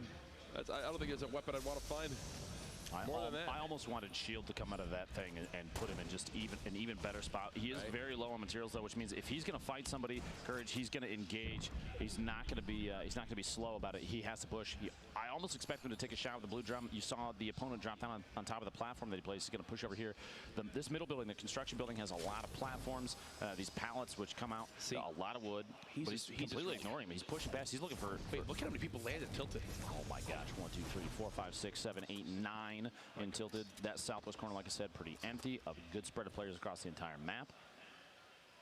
See, Nick runs away from that fight in Big Gray because he's just hoping for shields anywhere right now, and still has yet to find any. When you don't have shields, it almost feels like you're naked when you're playing. You don't feel comfortable in any scenario. Fights. See, like look at this right now. Chucking the nade. He's pushing him out to the left or up the stairs. Just trying to hope for a bait on his opponent. It sounds like he might have been engaged by somebody else. The nade may be revealing a position. It's launch padded. Player just launch padded on out. Nick's more than happy just chilling here. Again, since he doesn't have shields, he's not really in the mood to fight in any aggressive manner. C9 blind, getting shot, I believe, from 2 different locations. He was readying himself to drop in. drops a stink bomb basically away.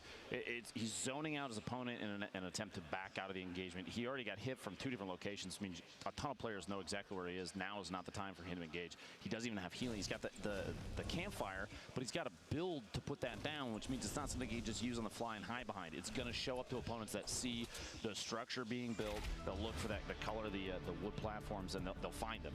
Here's Astonish. Hit the shot. There it is. Joshua going down a Lazy Lynx, and Astonish got to feel good about that one. Set to destroy a team that has been around for quite a while. A number of players here.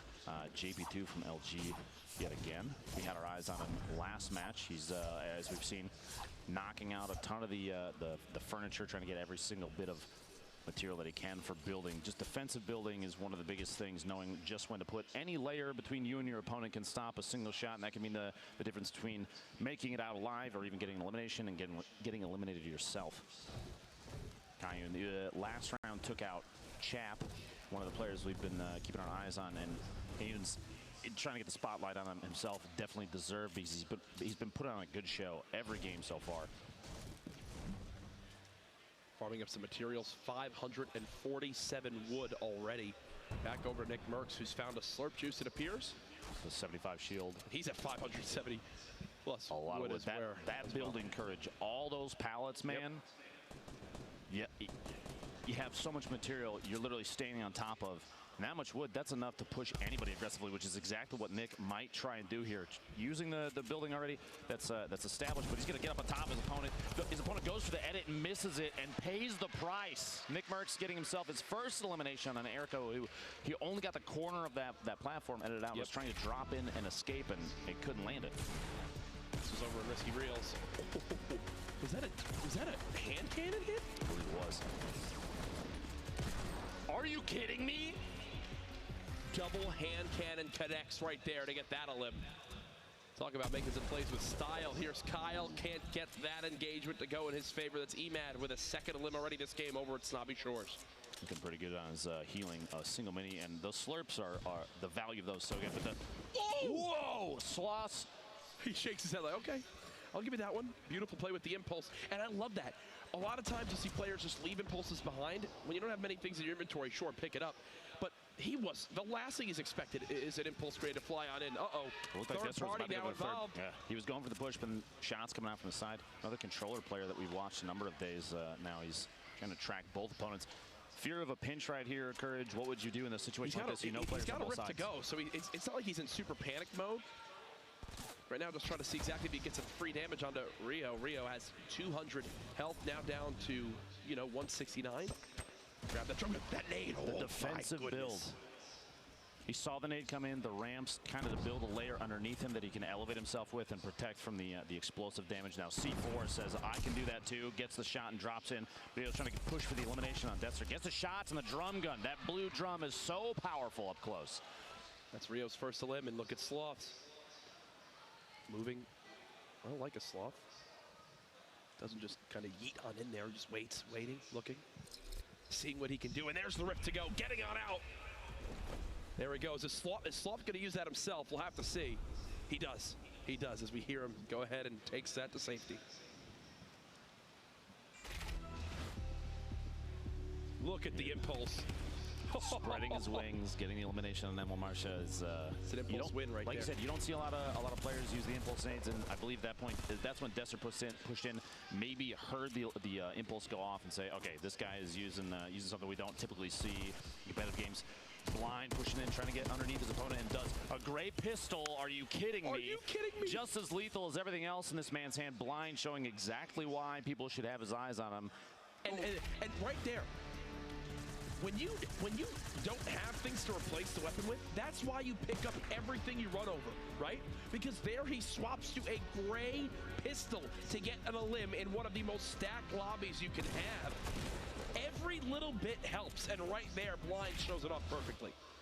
The entire play out of Emad's elimination on Kyle there. Now, Nick Merckx still in Tilted Towers. I'm not surprised, but there's a reason he's staying here. He basically has the layout memorized. Static and Lavish both moving around still in there, and There is a third party on the hill up top to the south, just kind of waiting and watching. They're still in the safe zone, and Nick doesn't even have to leave yet. He can stay here for yet another circle. I'm going to tell you something. Nick has no intentions of ever leaving Tilted. Absolutely not. Imagine if he gets kinged here. If Tilted is still in the zone, he's not going to leave that building. It sadly is not. He's going to have to move southeast in a second. Now Tempo, we've watched those clingers drop the structure out from underneath his opponent. Looks like he did build a step away, and the triangle blocks Tempo from the push up top. A good defensive build from Emad. Even though he lost the high ground, Emad still saved himself a little bit. Now Tempo editing himself back down. He's trying to follow his opponent. Emad is trying to build up, and Tempo almost thought he was going to take some fall damage there. Catches himself inside the tree on the way down, and Emad falling down. Both of these players looks like a third party is engaging. Emad's trying to track Tempo, who flies away. Says, I don't want to do this. I know somebody else is shooting. It's time to get out of here. The bounce pad coming in pretty clutch. And there's that third party that Tempo was tracking. Emad might have to deal with the situation now because when the structure came down, the bounce pad disappeared. And there's no get out of jail free card anymore. Emad might have to engage this, especially because there's just over 60 seconds before the zone is going to move. He does have 2 eliminations, which means if he gets Tempo right here, that is a point. Aggressive push, 140 from the shotgun and gets Tempo. Emad, 3 eliminations, gets himself a point. You can't ask for much more from attack shotgun right there. And the chug jug, the GG emote. Oh my gosh. Wow, just deciding to add some flair to that one, Bartologist. Oh, the body shot. Oh, wow, Muffins goes down quick. 110 damage with that purple bolt, showing just how good it is to carry those power weapons. Bartologist in the feed, who we were just watching, actually goes down to Chris. And right now, only 3 players, Emad, Tylers, and Dester, have 3 eliminations or more. They're all at 3 right now. That's 1 point apiece. Everybody else is at 2 or less. And Dester, actually, one of those players, is already eliminated. 1 point, though, you should still feel really good about that because that could get him into Monday. There's basically only one way Jair loses this fight, and it's if this hunting rifle can hit a ridiculous shot. His opponent here is, you know, his opponent is so weak. So basically Jair is in a brilliant spot to win this. Just can't let his opponent hit that hunting rifle shot. Just barely canning up the bounce pad to push away. The bounce actually pushes him out. Might go for the shot here on the fly. His opponent might potentially want to push up. He only has 2 AR bullets. That's why he can't spray with the assault rifle. He's just waiting. He has enough HP here. He can wait. You can see his opponent actually fell all the way down. No fall damage from that. He caught himself with the build. He's going to push down, try and get this elimination before the storm takes out. This is for a point. You got to push to get this. Oh, no way! Oh, no way! A terrible choke in Wheels, then dies to the storm. That was his 3rd elimination. That's a point for Wheels. Both of them going for a 3rd elim. Terrible, terrible end there. Here's how Nick Murphs goes down a beam from Ecstatic. My goodness. That's a 1 point difference there. That could be the difference between playing in this grand final tomorrow and not qualifying. Multiple bounce pads here. Ecstatic looking to get back in as fast again. He still has to move. The zone here at this point, relatively slow. He's on the inside of it now, so he shouldn't be too worried. But if somebody catches him while he's rotating, he doesn't know based on what you see in the top left. But he's safe here. He doesn't have to reinforce these builds, so potentially losing materials, but that's a safety play. He wanted to get up top. He didn't want his structure to get knocked down while he was trying to build up. And now he does have to move, but he might be looking for another elimination. He's looking for this 3rd elim. That's how he's playing this right now. He's going for the point. Intelligent play here, to be quite honest with you. And knowing that there's no shield on that opponent, you're going to see an aggressive push here. He does have a drum gun. You're going to see that thing come out in a second. The blue tack is going to be utilized up close. Here we go. Risking it all. Going for it all. Can he get the elim? Yes, he does. Kev goes down. That's a point for Ecstatic. We actually could hear some people cheering here at PAX West. If you're here at PAX and you're not watching, I don't know what you're doing. Ecstatic defending himself. He's sitting on top. He's still in that same cube where the campfire is built, which means he's still getting healed from it. And he has a ton of metal around him. He's safe for the most part. Ranger from WBG just inside the zone. You're going to see an aggressive third party here, even though Ranger only has a gray AR at that point. He's going to gatekeep that. He's going to wait there and make sure it is not an easy run for him to push on in towards that zone. Ecstatic still has his hands full there. Over towards Salty Springs. Grandma's house, as many people call it. Octagon. Saka just staying alive for the moment. Here's Kayun again, low HP. Doesn't matter for him as he just gets that headshot again. The heavy shotgun showing its strength there. Crispy, Dime, Saka. You have Dime, Saka, and Freak all stacked up on top of each other at this little hunting lodge. This is actually a relatively common drop to push into Salty immediately afterwards, but Blind versus this. Looks like a Raven skinning.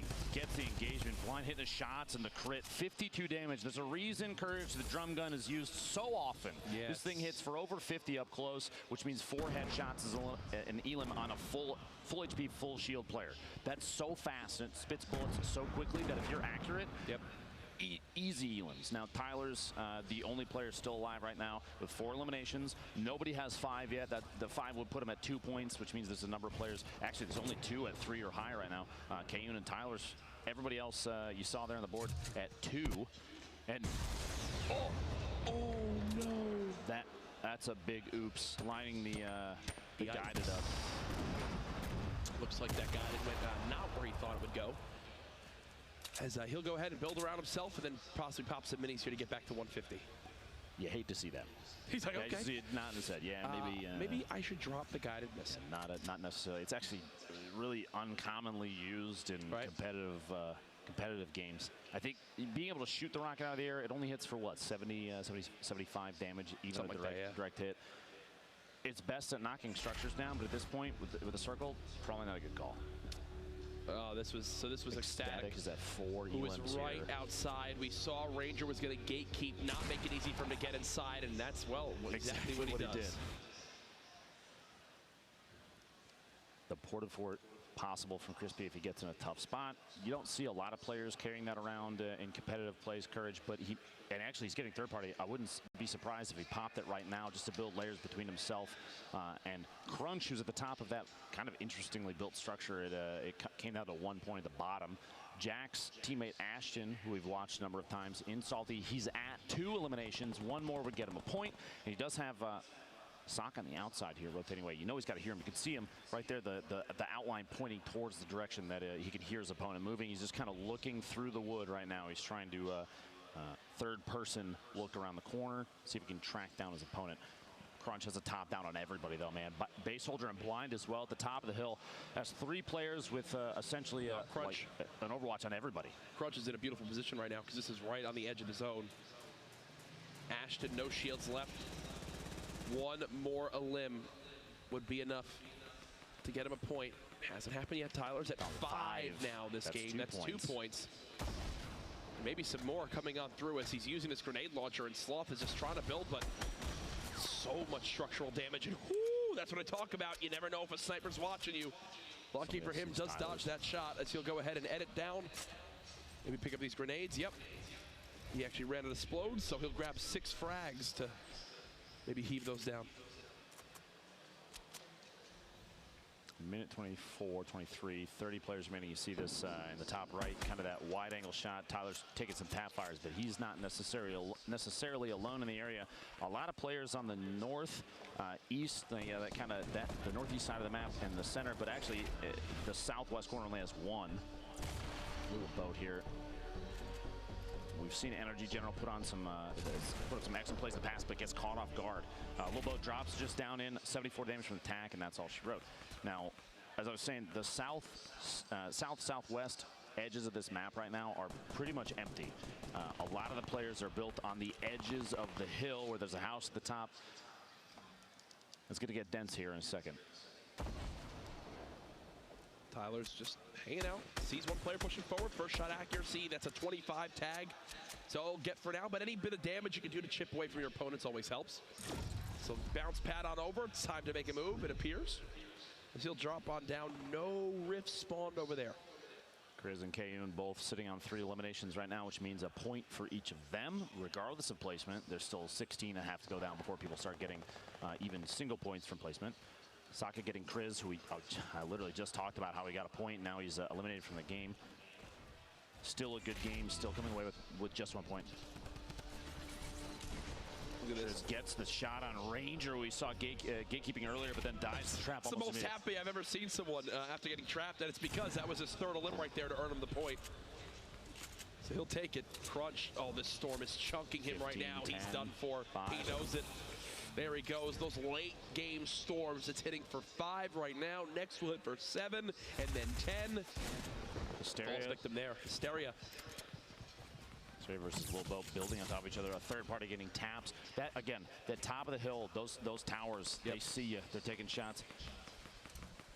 Jalkai's actually built in inside with them. You see him running around underneath. There's 3 parties here, and they might not even realize excuse me, Crispy coming in saying, I'm here too, don't forget. If Hysteria plays this part well, he could easily get his 3rd elim, maybe a 4th and 5th. He's got by far the most HP. He's got the tools to do this. This is Hysteria's moment to possibly qualify. 3rd night in a row of competing in this late night qualifier and hopes to make it to Monday. Now, Hysteria could hear the shotgun reload from his opponent. You hear the shells going in. Wow. He got the zone too. He doesn't have to move. He's got a window there. He's going to kind of peek around, see what he can spot. He knows his opponent just reloaded his shotty, so it's full there. Chap goes down in the feed to Tyler's, who we've been watching. That's Tyler's 6th elimination. Jalkais gets a little boat, who one of the other players that was in there. Crispy's still in there. Jalkais is still in there. There's so many players stacked around Hysteria right now. And here's minis being popped. I think Hysteria's thinking, okay, maybe this guy's a little bit weak. Maybe I can make a move happen. I've got near 200 HP. Hysteria peeking. Shotgun doesn't hit quite yet. Challenging the corner. He's caught in the tree. It's a heavy shot from both. Remember, Hysteria has no healing. I'm surprised he's not following this up. He's waiting. I thought he was going to go for that. Instead, I'm wondering if his opponent has minis to use. Hysteria trying to stay alive. Remember, needs 1 more elim for a point. This could be his chance to get on the board to potentially move him towards competition on Monday. Now the 3rd party begins to spray on in. Hysteria building. Hysteria trying to stall. Nothing as of yet. He's got to edit this wall, close this window. There you go. How intense is this right now, Lupo? This is the difference between potentially playing for 1.5 million and not. Yeah. No, we were talking about Chap a second ago. I saw it in the feed, but let's take a look at how it actually played out. Tyler's the window peek catches Chap off guard. He's trying to build up to get to the zone and couldn't get a wall to block the shots from Tyler's inside his little box there. A great timing play there. Now, I want to say, I think Hysteria didn't push. You were commenting on it earlier. If Hysteria knew there were two other players there, potentially waiting for an engagement to happen and one of them take each other out and just wait to the last second, he knew there were still people alive. You could even hear the shots at the time, but you never know. Hysteria might also have been just like a fear lockup. Now this is the first zone move. Tyler's actually has 7 eliminations. So many high just got sniped by a heavy sniper. You saw that. I believe it was that Vape Jesus who hit the shot? Here's Tyler's down 7 elims. 3 points for him, basically guaranteeing a spot on Monday unless everybody else goes absolutely wild for the rest of the games. That's it. It catches Sloth pushing up next to him from outside of the storm. Sloth might not even have known Tyler's was inside. That's 8 eliminations. We've only seen one other player, Courage, hit double digits. That was Animal yesterday. Is this the shot from Bay Soldier? Oh, this was the shot. Blind, you can't sit up top. Yeah, that was a Bay Soldier with that heavy sniper, the new addition. That does 157 damage to the body, 360 plus damage for the headshot. So basically, yeah, you're not living if that hits you. Hysteria still at 2. At this point, do you think he waits and hopes to just place top 10? Because he's two elims away, 3 elims away. I would. You hear there's another, that guided rocket. That must be OT Divine who had it previously. If he's still alive, drops Tyler's down. Now, compared to the rest of the players that are alive right now, Courage, Tyler's has 8, and the next closest is Hysteria, Rio, and Godbat, who have 2 eliminations apiece. He has more than those 3 added together, and that's the next closest for elimination count that are still alive in this game. See how he just builds out these huts, spams all those walls. OT Divine moving forward, 12 players left. The next 2 who drop will miss out on points. Replacing the wall so he has control. Tyler's getting his 9th elimination. He maybe overheard us earlier saying eliminations do count for tiebreakers. JP2 drops next, which means we're at our top 10. Every player remaining just earned themselves 1 point. That's gotta feel good for like Hysteria. Can he get a second here with another elim? He's only got, 1 more wall he can build. I feel like he's just got to go for this. The circle is kind of in his favor. If he had more materials, if he can get that elimination, not only is it a point, Horfy is probably the player you heard above him, but he'll get the materials that are left. Horfy actually just got lasered, almost eliminated there. You hear him popping minis. Hysteria cannot build a single structure again. Tyler's still staying alive. Didn't take a single point of damage. Hysteria got the elim on the Rex. That's 3 now for Hysteria. That's 2 points in this game for Hysteria. So Tyler's already has 9 elims, which means he gets +3, then +1 for the top 10. Horfy trades the elim onto Divine. Tyler's still moving. Could we see the clean sweep of a game for the first time, a full 6-point performance if he can win this one. He Trap hears damage so much to around Storm. him, he doesn't even Now care. that goes down to Storm. 5 left. Oh my goodness, is this the 10th limb? Can he match Hannibal? Yes, he Gets does. a base holder. 4, almost ticked out. One more tick to the Storm, he's got gone. 3 campfires. If this turns into a play for the against the Stormy, a med kit? Jeez. Folks, Tyler's may clean sweep this game. He's going to be near the top amount of HP left in this lobby. 10 limbs. You see him waving. He knows he's on camera right now. He knows we're showing What a love. cheeky smile. Now, 3 campfires courage in competitive plays, gameplay, especially where it comes down to almost a heal off at the end, is crazy powerful. You'll see players put down floors right next to each other, place all the campfires simultaneously, and sit at the junction between the platforms, because then they're taking up multiple squares. They're getting the heal from all He of just them. earned another point. That's 5. Tyler's now has 5 this game alone, folks. He's so close. Down to the top 2. The speed that he had to get through 1v1 situation. This could be 6 points for Tyler's if he gets the shot off. Ladies and gentlemen, this is so insanely challenging to do. He's got the high ground now. He's popping minis. He could go for the heal off. He could absolutely go for a heal off. And look at how low on HP his opponent is, under 70 health. Well, if Tyler's decides to go for this, go for the 11. It'd be the highest elimination count in any game we've had in the qualifiers. His opponent decides to shoot up from underneath. You see, he's doing it. Okay, he's here we building go. up the layers. Ladies and gentlemen, this could be it right here. He's building himself high enough to be able to drop down a bunch of campfires to out-heal this zone. His opponent knows. He knows that he can't out-heal this, and the expectation might be that he knows building that Tyler's more layers. can do it. He's trying to catch up to him. Tyler's keeps on going. When is it campfire time? When will he place them all down? He just keeps building up, keeps building more layers. His opponent can't catch him. I think it's time. It's time to place him down. 1, 2, he's sitting 3, right there. and You look go. at this. Good He's going to heal on up. Tyler's, for the first time this week, the 6-point game. There it is.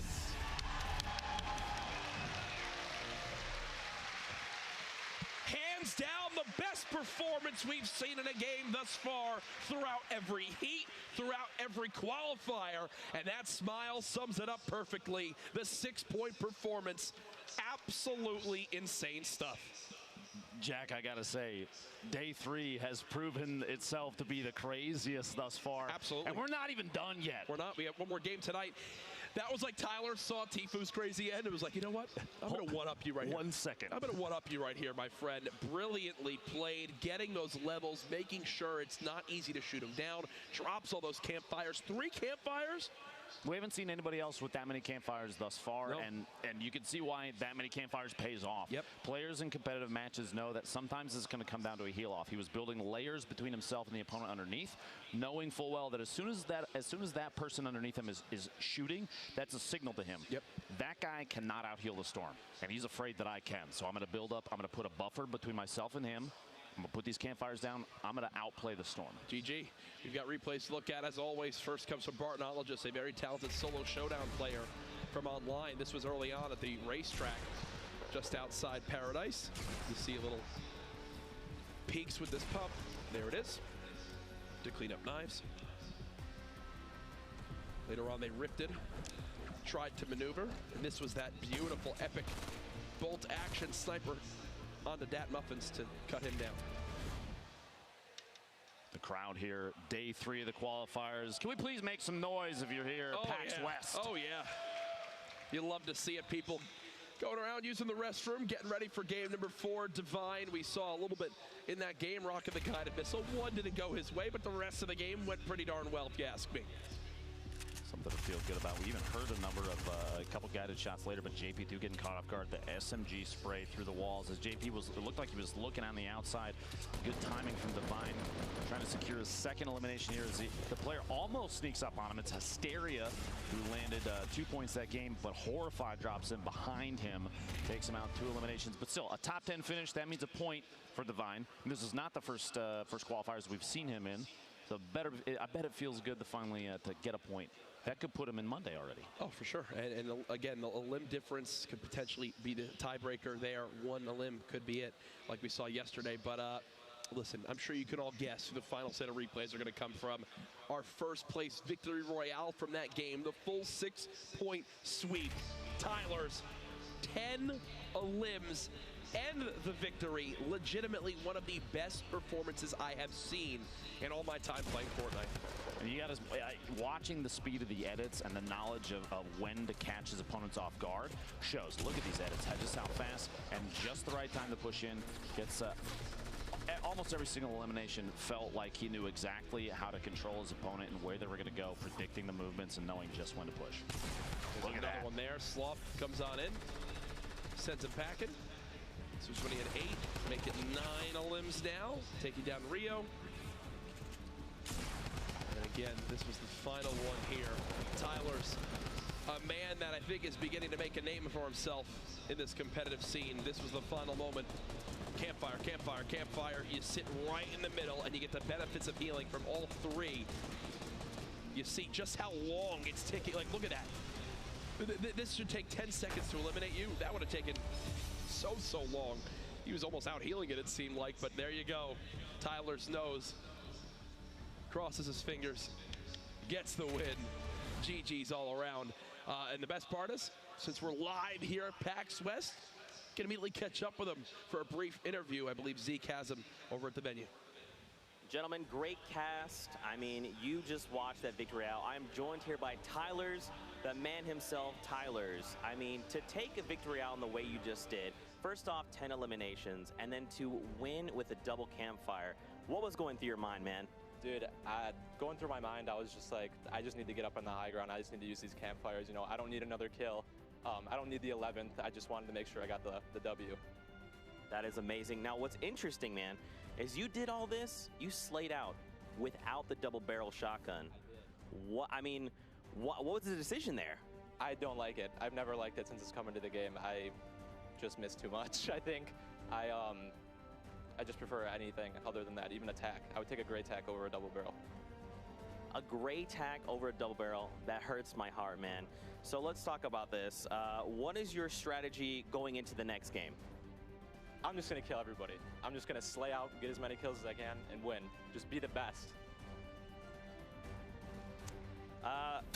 Let's check out some stats from this last game that you had.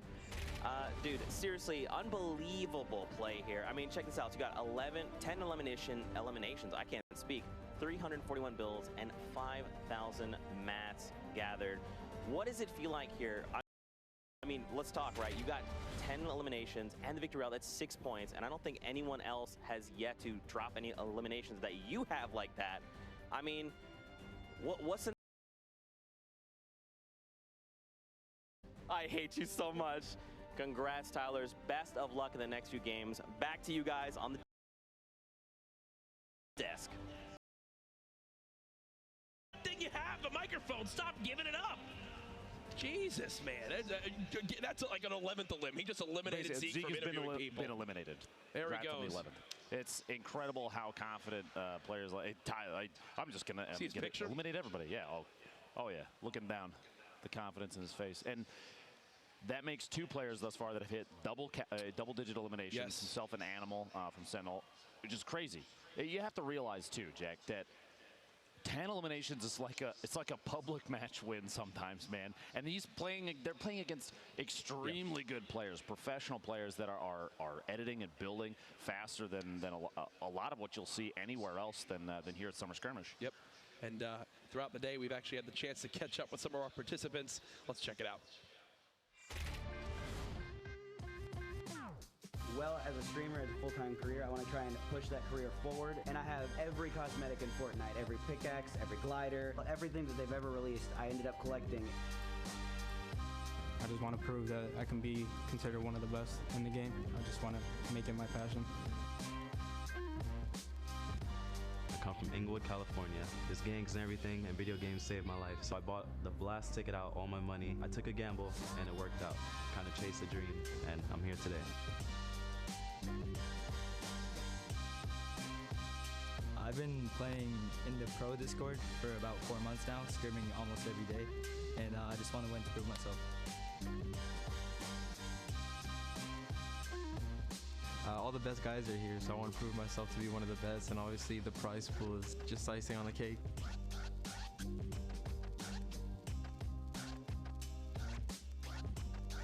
I feel like I could just lay back, watch everyone kill each other, and then snipe them from the back.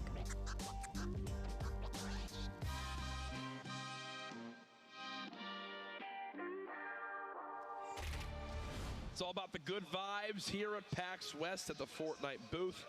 Summer Skirmish, day 3 of the qualifiers. We have one more game left, and we will know every single player participating tomorrow for the $1.5 million on the final day of competition for the last 8 weeks of the Summer Skirmish. Jack, I'm setting alarms, man. Anybody you know, tell them 11 o'clock a.m. tomorrow Pacific. That's the time. Be here, especially if you're here at PAX West. Do not miss the event tomorrow because we have a crazy amount of gameplay coming from all these players. Are putting on such a show. And one of the things I noticed in there, it's not just a small collection of players. We have people from all over the world here to play across the ocean and back. It's incredible. Now, Jack, this is it. It's all come down to this. 8 weeks of competition. Millions and millions of dollars of prizes up to this point. Players traveling from across the world. One final game to find out who our 100 players are for tomorrow's $1.5 million final. Game 4 coming in, a northwest to southeast bus approach. And already at the top, you have people dropping over the water. You're going to have, looks like Junk Junction might be a little busier than usual. I would expect players to stretch Wailing Woods, Risky Reels, Flush and Greasy probably pretty often in a situation like this, especially competitive players. They know that targeting the outside zone is important. But Tyler's, if he's looking to put a record elimination count up this game, going for 11 or more, he's got to jump into the heat, and I think that's exactly the plan. Going to Salty smack dab almost in the center of the map, looking to see if he can pick up a couple early eliminations. Going to hit the tree house, it looks like. 3 chests possible. No, he flies past, going to the house at the end of the street there. This is actually my exact skin loadout. It looks like he bypassed a weapon, gets the pump action shotgun and an LMG instead, which is an excellent loadout up close against whoever's in the roof above him. And now it's kind of the time to choose when to engage. Whoever's up there, you better look out. Oh, he's great. He's got minis. He's going to fight this right away. He's going to fight this right away. Tyler's not only took the microphone twice from Zeke, but also promised 11 elims this game. So we'll see if he's a man of his word. Frankie has moved towards that middle treehouse, and I believe the player who landed on Tyler's actually built up and out towards a sniper tower, trying to avoid that engagement. Ashton getting engagement over here at the hotel. Got to hit those shots. One left, and he couldn't secure it. Rogue's Double O Flower gets his first elimination. Only 14 HP left. Did he have 200 health already? It looks like he might have. Right. And actually, earlier already this evening, Flower had secured 4 elims in a single game, which it means he's got 1 point and 5 elims minimum for the night. That can put him into Monday, even if he doesn't get another point, Jack. We've seen people make it in with 6 eliminations and 1 point. Tempo and Tilted, which is surprising. Tempo knows that. There's like Nick Mercy gets the shotgun shot from looks like down the stairs. It's Crypto from above actually pushing in now. Maybe here's the shield, the mini popping, and Tempo's going to try and layer up against these early game materials. Super important, even though he doesn't have a lot of them. He's got to position them. It's like Crypto for the shot there. Tempo, this is like mid-fight harvesting materials, knowing that every piece that he has counts. Yep. Every layer is stopping a shot from that shotgun. Here's Ecstatic over towards double L's. Ooh. Eliminating Ectic. Another controller player. It's great to see both controller and keyboard and mouse players staying competitive against each other. Putting on a good show here in Tilted Towers. Tempo trying to he's still on the hunt. Still looking for this. And he's not the only one here. It's not a 1v1 anymore. Nope. Lavish and Crypto are here against Tempo.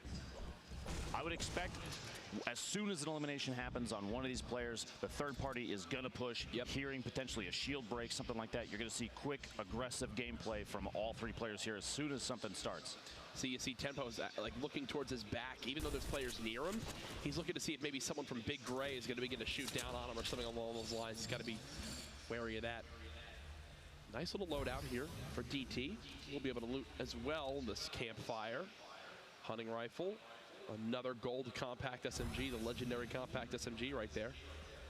Shoots in the feet, went out with a bang. Looks like a self-elimination. Hysteria takes out Steph Ryu, who we've watched a number of times over the course of the last few days. But here we go, Tempo. layering up. He looks like he owns a number of surfaces in the stairwell. Players will take advantage of that. Fourth like party Tfue. now. Everybody, there's a party going on here, and everybody wants a piece of these elims. These early ones count big time, especially if it's could potentially be a player's first point. Well, there goes half of double L's. Editing his way in. Tfue sees. I almost expected a shotgun shot trying to snipe an elimination there. Marsh in the feed taking a little boat out. Stick the Jenner getting elimination on Bumboy while these players are still untilted. The C4 almost. There it is. Tfue at 5 HP, and the shot from Ryan Rex gets Tfue eliminated. I think Tfue's still got to be proud of his performance tonight, though, especially from earlier on. Sheesh, that's an awkward spot for Godvat as King BO2 just beams him there with that little health. But then, unfortunately for King BO2, you see, I think that was Blind pushing on it, right? And back here, Senrio back in Pleasant Park, going for the revolver shot, misses it, but doesn't even matter. Gets elimination on GS Logan. This is first for the game. Joker Untamed, who we saw earlier during the little player preview there, gets a lucky horseshoe here. Southwest, this is that pair of double buildings southwest of retail. That's 2 elims for him. 1 elimination gives him a point. 1 more there. Posey says, I heard the fight. I'm on my way in, and this is a perfect example of third partying. The sound cues, people will hear it, and actually maybe not. He was still smacking materials on the way in. Joker Untamed might have caught him off guard. He's going for this, and he has no idea just how much health Posey has. Posey's... Oh, the third party. The snipe, 162 meter. Wow. I'm assuming that is our furthest elimination of this game so far. And there's a look at it there. Just how far away that snipe was. Yes, it was the furthest elimination at 163 meters. My goodness, folks. Now the storm's starting to shrink. Currently, it's an interesting stat. It is 1,600 meters wide right now. And here, Crypto getting lavish. These players have been fighting it out here for quite a while. And Ecstatic still alive as well. 1v1 here. You got to look out for a peek around the corner. People will third person and use the camera angle to watch for pushes, watch for a time to pop out. I think he placed the campfire inside. He's going to move inside and kind of wall it off so that he can take advantage of it. Crypto's above it. He's got to hear it. Yeah. I mean, Crypto knows exactly where Ecstatic is, and potentially choosing when the push is going to be much easier now. The angle at which he can come from, because he knows Crypto might be right here. Oh, almost expected it to peek that shot and catch Ecstatic off guard. Crypto's actually he's looping around the outside. You know they're listening to each other the entire time. The trap going down 2 to protect. Crypto actually in the feed there gets Ecstatic with the pistol, the fight we were just watching. But over here, the west side, the factory is by Lonely Lodge. Nikiski building on up, dropping down, has a ton of materials, but not much ammo to use. This is one of those fights where the currency you're looking for is extra ammo for your next engagements. Continuing to break on in, gets control of the pyramid, but I don't think anyone's even in that 1x1 anymore. Yeah, that guy's been long gone. He moved to the build just behind him, and he's actually just going to give this one up. Will Sloth shoot him in the back now? I almost expected it, potentially hearing the moved out. Yeah, he just like leaves him. Sloth gets a couple taps. The gray SMG from distance doesn't really have anything. I mean, tab firing maybe with the AR is a better option here because the SMG is not nearly as accurate. First shot accuracy with an AR at that range is going to be superior, but he was just looking to spray a bit to see if he could get any damage on him. Maybe even a method of shield checking, see if his opponent is weak enough that under 100, there it is. Turns around as Nikiski dropping down, but the third party coming in. The shots from the hill on Tilted, which is exactly what Nikiski was looking at pushing towards.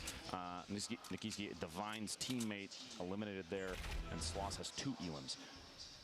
This was King against Blind. Blind just drops on in, and 2 quick crits from that tack shotgun will send him home. Here's Tyler's from last game, promised 11 elims in that interview. Still at 0, but still, it doesn't matter for him. He had the perfect performance in game 3. 53 players left. The circle's about to close. We're going to see where people are going to have to move next, and it's basically centered in the previous storm. So everybody's about the same distance, equidistant from the outside edge. Nobody has too much pressure, but there is under 2 minutes. You got to start making moves before too long, so you want to get into these circles early. Competitive players, they're going to try and gatekeep, and if you're outside of the circle, oh, fade! Baited. Tyler's goes down, 0 eliminations. Heavy shotgun, man. Heavy shotgun. The highest damage output of any shotgun. That heavy when it hits a crit headshot, and it shows it right there. That was Tyler was running in with 142 HP. Kev is popping the chug jug, hands off the keyboard, just hoping it even has time to use it. It's on the far west side, too. You see the map there in a top-down view of the area that Kev's getting that the chug jug off on. Two players already engaging each other, and it looks like someone is trying to hunt Kev down. The audio cue from that chug jug could be very revealing. Players like General, you see that? He's pyramiding on top of his own ramp to block a pyramid attempt from his opponent. Maybe even a trap player. Gets the shotgun shut off. Looks like 80 shield damage, which means he knows his opponent still has some shield left. You didn't hear the audio cue. It's Yo-Yo, keep it up. A player we've seen in previous summer skirmishes. Puts on a good show, but cannot clutch. Gets dropped down. General drops the platform out from underneath him. Yo-Yo falls in and gets shotgunned. He's trying to move quick to drop down. There you go. This was that fight we missed earlier on when Crypto picked up the legendary double barrel shotgun. 1, 2. Nice little swap to the pistol. That rare pistol is quite good when the bullets connect. Here's Kyle over on in crates just above retail. Looking for whatever he can get. The epic assault rifle, quite good. Absolutely shreds, and the drum gun as well. Swapping between two spray weapons. You see all the builds coming on in, denying any bit of high ground he can. Now he'll try to match the build himself. Follows it on up. Joshua just below. Definitely a health advantage here for Kyle. Seems like he's having trouble spotting exactly where he is. Oh, you hate to see that if you're Kyle. There he goes, Joshua with the elim, his first of the game. Now you see the board here, 6 players currently with 3+ eliminations. I actually just went up 7. DT, Sakairos, and Marsha, the only one still alive though. So you've got 4 players that have earned themselves a single point, plus those elims, which can mean all the difference for tiebreakers. We still have 3 alive that can keep pushing the elimination count, go for more points. Only 2 more eliminations separate them from 2 points, and that we've seen the last 2 days has been enough to push them into Monday's grand finals. Diabolic. Falling down this hill. Look at the zone at his back. Time is against him as he's going to have to move on in. Knows there's one player in this broken house. Speedy peaks. Nearly gets a haircut there from the player. He's going to keep on moving. Keep placing these walls. Damage yet either. 100 still. In the feed, Blind goes down to Rex. And Blind this game did not have enough elims to get a point. Not high enough rank to get a point, so no points from this game for Blind. As previously we were watching Joshua versus one on the backside of the wall here. We were hoping, I guarantee you, Kyle was beating himself up. There's a level of inaccuracy there. The spray from the SMG just didn't connect enough. His tracking was not very good in that fight. That's what cost him the grenades. Sakairos trying to outbuild it, trying to stay alive. Not many mats left to his name. 3 limbs so far, so 1 point earned, but now he's getting shot from multiple areas, down to 5 HP. I think the end is near here, Lupo. If he clutches this, no. He almost used the rip to go. Oh my gosh. Opted not to because the shot stopped. He's going to get bandages off. Nope, he heard more shots come in. A layer got knocked out, and that's a good call. I'm actually extremely impressed at the hesitation on using the rip to go because he was trying to hold on to that. It's such a powerful item to have late game. You can reset an engagement that you are at a big disadvantage in by just getting up on top of everybody. But he has to take advantage, box himself in, and I'm going to be honest with you, this is an extremely obvious location. Those walls don't belong. I mean, they don't belong to the... what gives it away? Exactly. That they're building, that they're not obviously the same structure. There's a lot that's not good for him right now. If somebody watched him move in there, they're going to take shots. Yeah. I don't feel like very often you'd see a player box themselves in something like that because it's very telltale. Look at everyone outside this next zone. There's going to be a lot of people coming in. Everybody that's inside the current zone down there in the south. I wouldn't be surprised if I saw maybe one of those players, the 4, the top side, move north and try and build up, or even that northwest, whoever that is in the northwest, start gatekeeping. You're going to have a lot of people coming in, definitely from Salty. It's a very popular spot. Plus, everybody from the west side of the map, they had to push across the river. They're going to have taken each other out. They're in a prime position to get Kevin Hysteria. Kev trying to build on up. Hysteria had much lower health, but that's not the case anymore. Hysteria, 3 eliminations. And the sigh of relief, it seems, from him as he lives to see another day. Gone nearby as well. God looking to push his engagement. I think he thinks Hysteria is very weak, but little does he know, Hysteria was basically gifted a med kit. He's still got some shields left. I think that this is Hysteria's fight to take as well.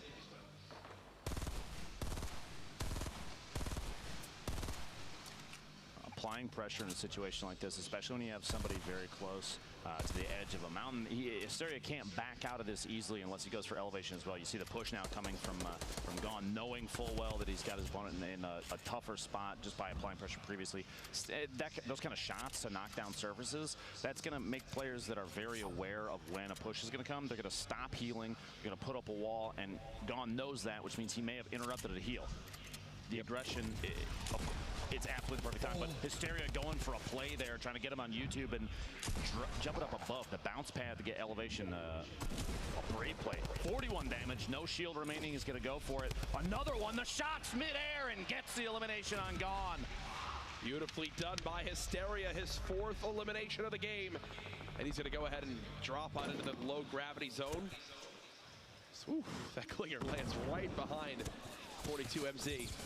The clingers aren't being stacked, so, you know, structures. He's able to get out with his life. MZ with the heavy sniper rifle. Remember, that does 1,100 damage to a wall, so it instantly destroys anything. Metal, brick, wood. He's made into the zone, though, so I think he's pretty content with where he is right now. No. No. Do it. Oh. Almost. This player. Now, I'm curious if 42 realizes there are a number of players underneath him. There are actually 2 underneath him in the tower. And he wasn't even paying attention to that. He was watching the third party, which I don't blame him. The people underneath, unless they start smacking out the materials underneath him to drop him down, he doesn't really have to worry about him too much. This low grab zone,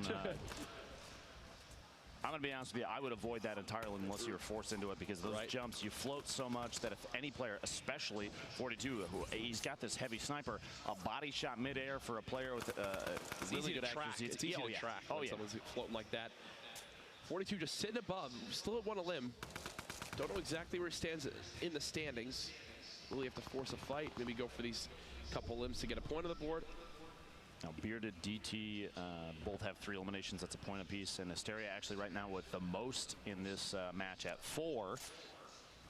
But nobody's got the 5 yet. 5 would get him to 2 eliminations, or 2 points. My apologies. There's that heavy being used. He cuts down that wall instantly. Almost had a chance to get a 3-point of damage on, but I do have to give some props to Hysteria. You know, playing every single day so far this week. Not getting frustrated. Goes for the quick scope. Doesn't actually happen. Can't follow it up, and now there's the third party as well. He's just going to get close and potentially dive on in. He's playing just to be on the edge of the zone again. This has been 42's strategy for the last 2 circles. Now he's officially safe. Build battle. 42. Pyramids from both sides. Hysteria on the ground, just throwing some grenades. Not much ammo left. Needs to use anything he can get to drop this player down. Can he get the 5th limb? Joda down to just, what, 30 HP and some minis. Hysteria gets control of the wall. Spray.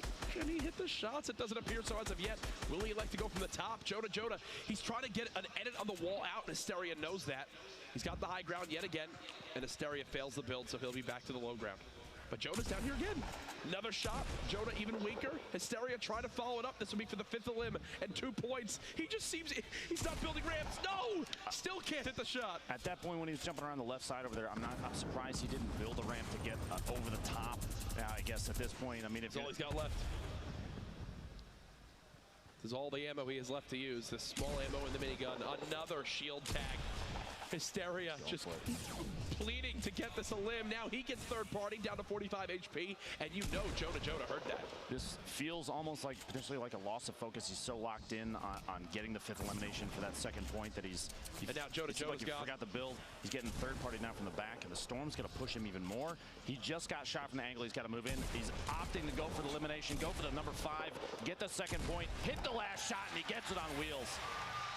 And he's going to be happy with that. The Storm. That's 2 points. He's going to be happy with that. That's 2 points for Hysteria. We saw him with a 2-point game earlier on. We'll be seeing him tomorrow for sure in Monday's $1.5 million grand final. Colton, who I was going to touch on, had so little to his name. That was before he wound up jumping to that low grab mode. That's how he got his 1 limb of the game. Gyre, there's the heavy, breaks the wall and tags the health. That's why it's so useful.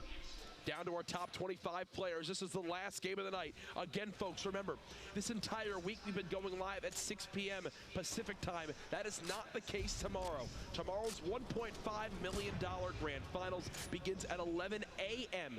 PST. Spend your holiday with us here to see who can take home that $225,000 top prize. This heavy sniper's going to take a shot. Very close to catching that player in the top of that 1-by-1 off guard. It's funny, he takes a shot, he backs back down the ramp, and the reload on that relatively long. He has an opportunity to take his hands off his keyboard and mouse. The shots there from Frankie, who we saw earlier against Diabolic. The SMG spray. Up close, that thing is a blender. It hits so hard in the sniper to use it. Wow, the snipe coming in, knocking the surface out. His knives is pushing across, trying to get underneath. Congrats, he got his challenge done for building structures. Wow. It's a tough one.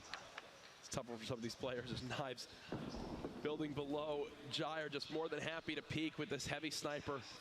Looking to see if he can catch him off guard like the player on the edge of the zone. Nothing as of yet. He's got all the ammo in the world to just chill up here. His loadout is actually absolutely ridiculous. Oh, it's brilliant. He has a ton of materials right now. He has 2 full shields. He's sitting at 190 total HP. And actually, if you see the keybinds, you see their spell Lupo. Did you catch that? No, I didn't. Not even kidding. Roll it back. Check out the clip. Guess he's earned himself a new fan from you, but it's been 1 minute and 30 seconds from the last limb. I believe we just had one. So yes, there it is. Loop. Oh, whoa. The build keybinds. The extra, but that's actually really funny.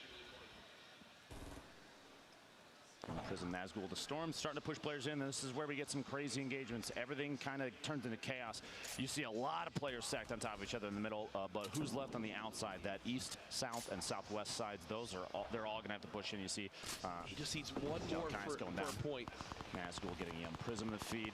Shotgun shots. Oh, SMG spray right there. He's looking. He's hunting. Gyre wants one more shot with that heavy sniper. Fade right on the edge.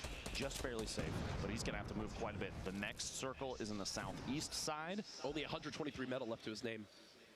Nazgul under 50 health. Airco maxed HP right next door, wondering if he's able to push on in and try to force that engagement. Kriz is still in this as well from C9 at 200 health.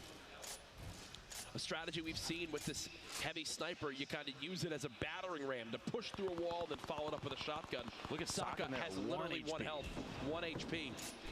But how would Gyre know? Faye gets the elimination on Rex in the feed, taking the shot, just barely clipping his own floor after the snipe shot. Potentially maybe cost him a little bit of damage there since the shots didn't go in on the wall. Again when we get that replay?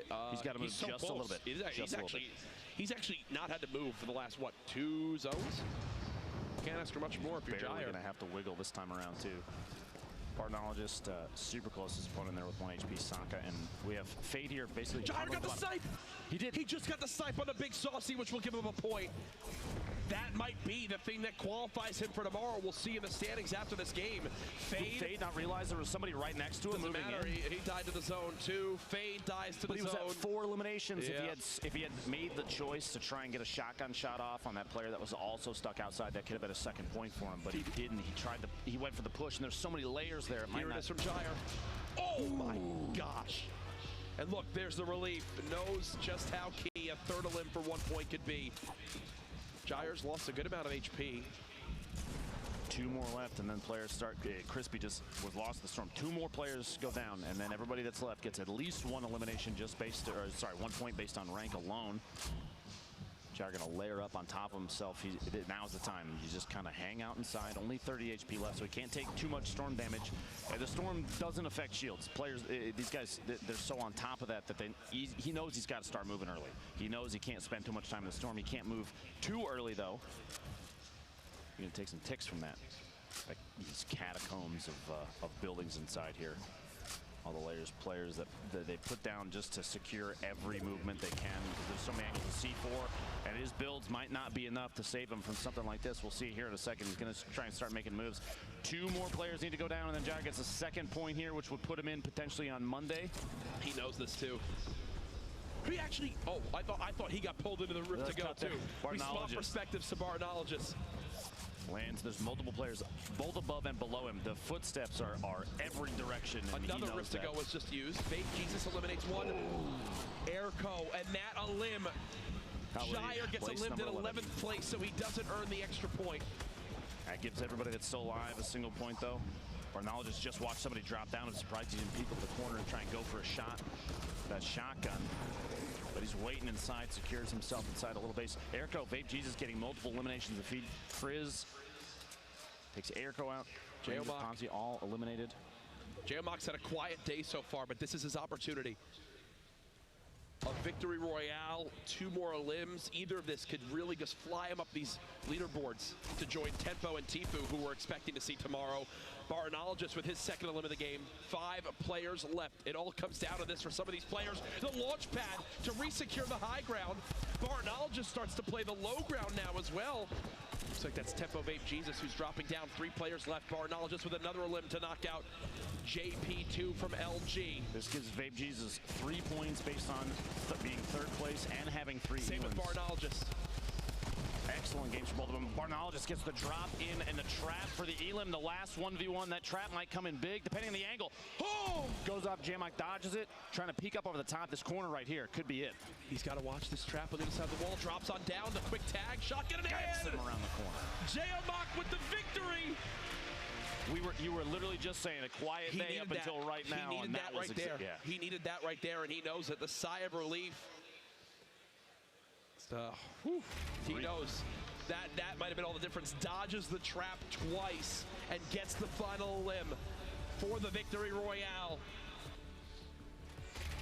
Down to the wire. I have to ask something from this crowd. For all the action we've seen, for all our competitors up to this point, can we give a round of applause for everyone this week? Absolutely. People traveling from across the world in hopes of qualifying for tomorrow's $1.5 million grand final. We will know soon. Everyone who's qualified tonight will have our full look at all the participants. Again, that is 11 a.m. Pacific tomorrow. But Lupo, a great night 3. For me, the best night of the qualifiers so far. Watching tonight was just another reminder why you and I are behind the desk for this stuff, man, and not out there against these players. We saw some crazy games. Tyler's putting up 10 eliminations, and also Zeke's Mike that game. Tfue put on an excellent show as well. Yes. Everybody just... FaZe had a great night tonight. They did. Tfue, Tempo, and their Jamok as well. They won 3 of the games, didn't they? They did. And there's a reason that these guys are on the teams that they have. And a number of these big organizations, World's Best Gaming, Trouble Boys, FaZe, Cloud9, everybody, every team that's come here, there's a reason. You can tell why they're here, and I love to see it. Well, we've got replays to look at before we get to our final standings. First comes from a player from C9. It's Hysteria. This was him in his battle versus Kev. The great pump body shot and the follow-up with the spray. He had such a health disadvantage he was down basically 100 HP in that fight, able to clean it up. Then the bounce pad on the gun, and look at this. To follow it on up, it's a little bit awkward, doesn't panic. It's a couple tags right here. I believe the clip on that shot is kind of what determined. That's what gave him the confidence to go for that. Now's the time to push, to bounce up in the air. We haven't seen very many players go for a bounce pad play like that, and it's nice to see a player like Hysteria. And you know, this entire game had to feel redeeming for him because this is not the first or even the second qualifier that he played in. He had to play through multiple days to even get here. And finally establishing, saying, you know what, I was overthinking the previous days. Now's the time to make a play. 5 elims for him on the day right there. The last second, 5 HP, and gets that one. That's 2 points. 2 points. Previous points from the rounds before means we'll see him on Monday. Exactly. Simple as that. Also, don't worry, we're calculating our final standings. We've got things on the way. Everyone stay tuned. We're going to have a live reveal, too, to the players that were here for exactly how it'll all break out. But the nerves these players must be feeling right now. Wondering, did I make it in?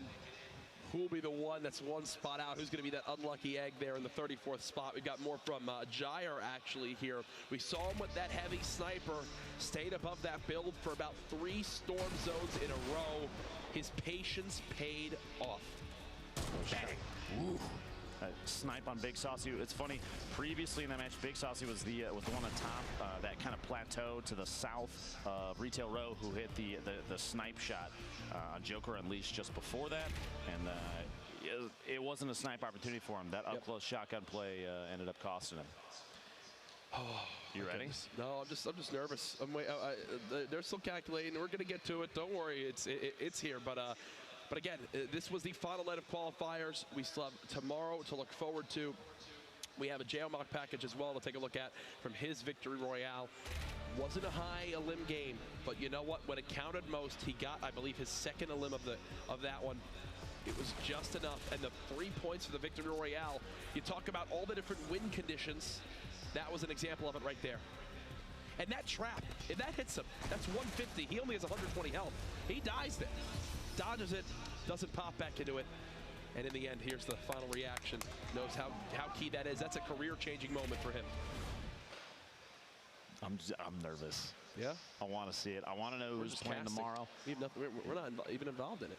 My hands are sweaty, though, man. Tomorrow is going to be incredible. Yes. We have everybody that makes it through to Monday's grand finals wins a minimum of $5,000. But if you get first place, Courage, it's $225,000. Yes. $1.5 million total for all 100 places. That's insane. It's absolutely insane. No, it most certainly is. Now, there's so much stuff going on here at PAX. So many things to look forward to. I know tomorrow's the last day of the event, but for me, it's my first PAX. I've had a blast so far. Fortnite has only added to the experience, obviously. I'm sure you share the same sentiments. I had an opportunity to walk around the floor a little bit and take a look around. There's a lot of great stuff here, but I'm going to be honest with you, man. I kept coming back to this tent every single time because the gameplay here, it's been fantastic to see everybody put up a good show, put in the best effort they can, and for some players, this could be potentially life-changing almost. Yeah, no, most certainly. Now, we will have our final standings very, very soon. As a little bit of a little tease and lead into it, we actually had our very own Zeke with a Der Burger food review, something I know many of you at home are wondering what Zeke thought of his burger he had earlier.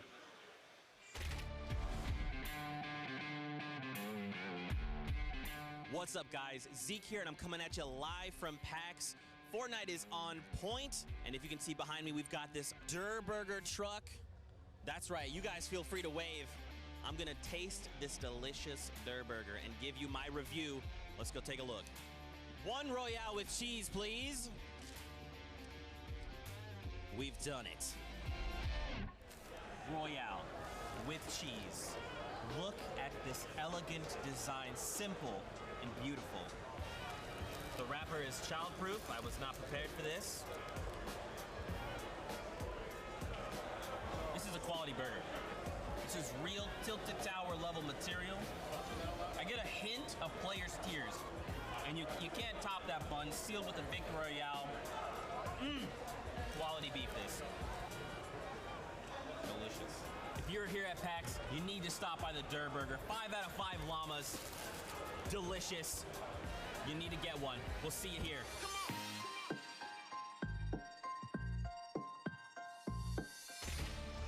Oh, Zeke always has such an interesting way with words, and he shows it again there. I love the bush just watching over him. I have received word. I have received word. I believe it is time to live reveal to our players who will be moving on. They are still sat in their seats.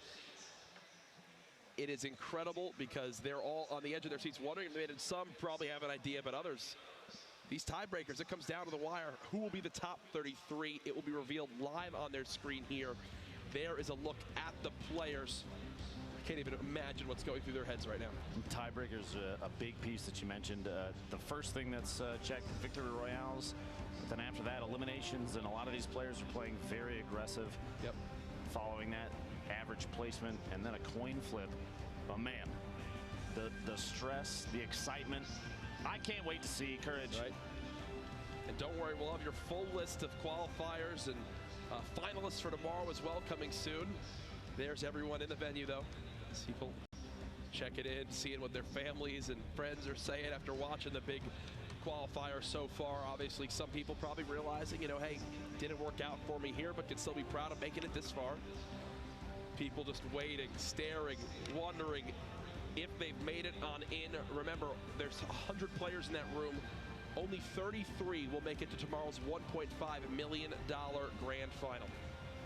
Now you have to remember too, anybody that is part of this, whether you're here or not, if you're at PAX West and you're not down here tomorrow, 11 a.m. is when the action starts. I'd say get here earlier than that. You want a spot on one of these beanbags because, man, even right now, standing room only, and I only expect it to be more packed tomorrow. 100%. Which I love. The energy here is going to be incredible. It was fantastic tonight, and the previous 2 nights. These games have been wonderful, and I think a big takeaway for everybody that's been involved with this, whether you made it the qualifiers here or not, whether you did well in the heats or not, there's got to be more options, there's got to be more chances, but for the people that are about to see the reveal right now, here we go. People recognizing they've made it. You see the hands up in the air. There it is. Pumping up the chest. That's when they find out that news, they're $5,000 richer, because remember, 21st to 100th, automatically $5,000. The smiles there on the end, the sigh of relief. Victory Royale, please stay in your seat. That is the sign that they have moved on. Look, some smiles there. Tfue, not even looking up. He knew with that performance with the Victory Royale earlier.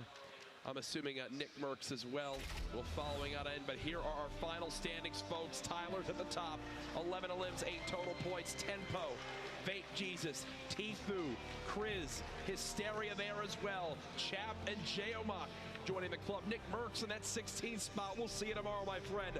Barnologist, congratulations. On to page 2. Remember, it's top 33. We have to see on page 3 who will be the last spot, with the crowd getting behind. Double O Flower there, and Cryomi with that 33rd spot. Colton just one position short. So heartbreaking for him, but congratulations to our top 33. We'll see you tomorrow. Now, as I was saying, you have to remember, everybody that played in this, everybody that played the last 3 days, whether it was heats or qualifiers, feel good about the opportunity that you had, and there's going to be more in the future. You know they've got something up their sleeve for what's next. I cannot wait to see. But tomorrow, Courage, $1.5 million. Yeah. It all happens at 11 a.m. Pacific. 11 a.m. Pacific.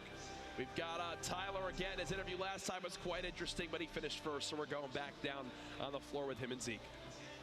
What's up, guys? Awesome cast, as always. I'm down here with Tyler's the overall leader here. I mean, and look, I'm going to keep my mic now, okay? Take it easy. Dude, you are the guy at the top. And you are the guy that has been here since this morning, qualified through, and then again come out on top against the likes of other amazing players. How are you feeling right now? Amazing. I'm feeling amazing. I have so many texts. My phone is going off right now. It's nonstop. All the love on Twitter, all the love on everything right now from my friends, my family. It's insane. It's an amazing feeling. Now, what does this mean for you, right? If you're going to go in on Monday, tomorrow, and you let's say you win the 200,000, what is that going to mean to you? It's going to mean everything to me. I mean, it proves that I can compete at a high level, which is just what I want to do with myself. I want to play Fortnite. That's it. I want to be known as the best. You are the best in my eyes, even though you steal my mic. You can't hear it, but the crowd is literally in an uproar right now. Do you want to just tell them something? Follow your dreams. That's about it. I'm not very inspirational. Do you have any strategies going into tomorrow? I mean, have you even thought that far? Have you had time to process what you just did? No, I'm in shock right now. I haven't even thought about tomorrow yet. I hope I play as well as I did today, that's for sure. That's awesome, man. Anything else you'd like to say? I mean, you're the guy, you're the #1 seed, man, going into tomorrow. Anything you want to say? Watch out, because I'm coming. I'm coming for that #1 spot. There you go. He's coming for that #1 spot, ladies and gentlemen. If you're there at PAX, let's hear it for him. And then Courage and Lupo, let's throw it back over to you. Thank you, boys. Great stuff. Congratulations again. I think the feeling that a lot of people have right now, the shock, they've made it on in. They're ready for tomorrow. We know our players will be revealing them all here soon.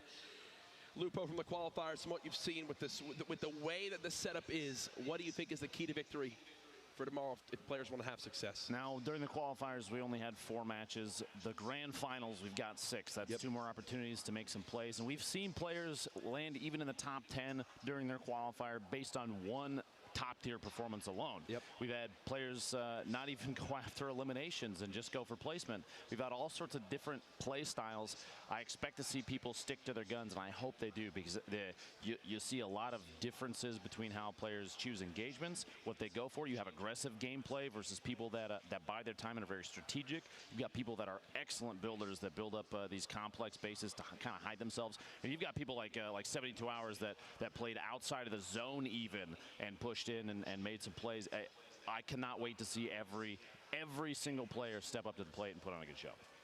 I'm receiving some incredible dramatics right now. We might have an insane scene here, folks, for people that are waiting for these final standings. So we looked at the final standings from tonight's qualifiers, but I've just received word that the 33rd and 34th spots are tied in every single tiebreaker.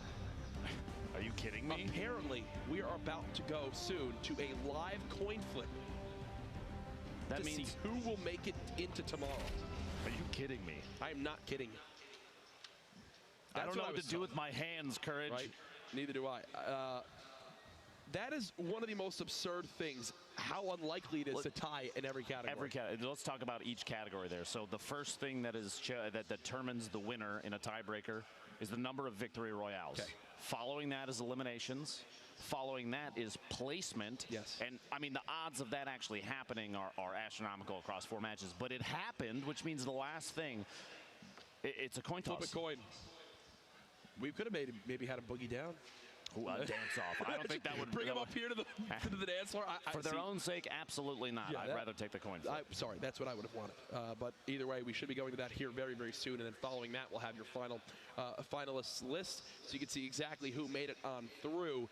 Either way, though, appreciate all the support for everybody watching and supporting, obviously, Epic and Fortnite and us as well, from all the kind words online, but also for all the players who have made their entire schedules around this weekend, practicing hours and hours on end. The organizations for sending their players out, for people who paid out of their own pocket to be here in hopes of the dream. You heard Tyler mention it.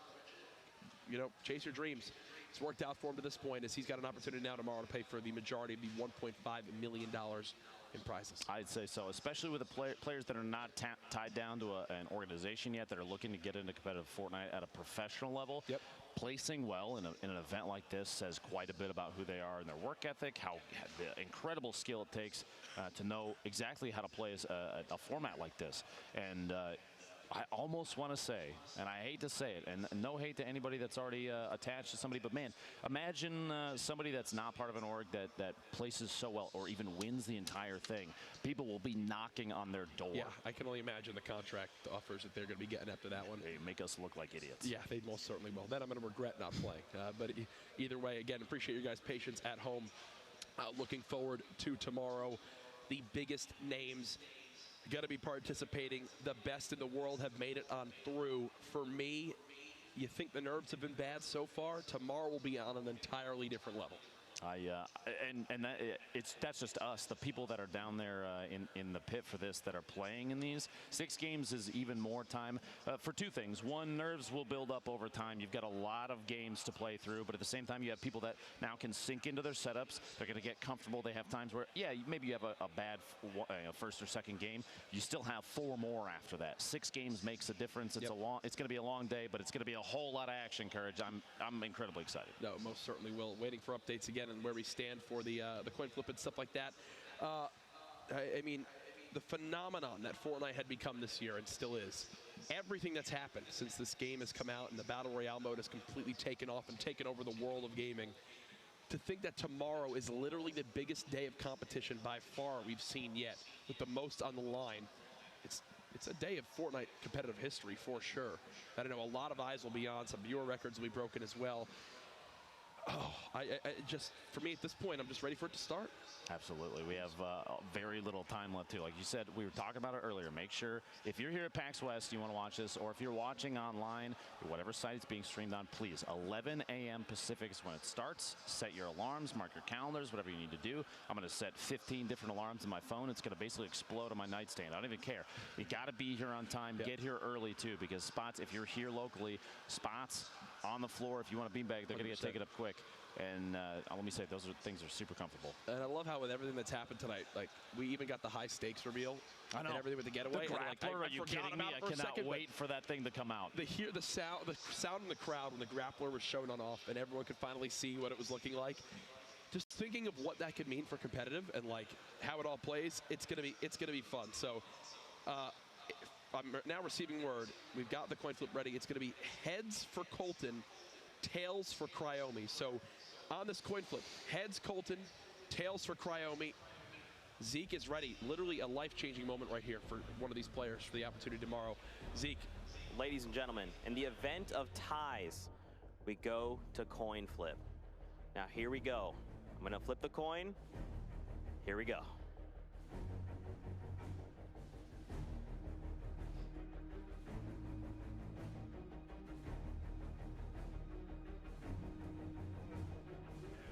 Tails.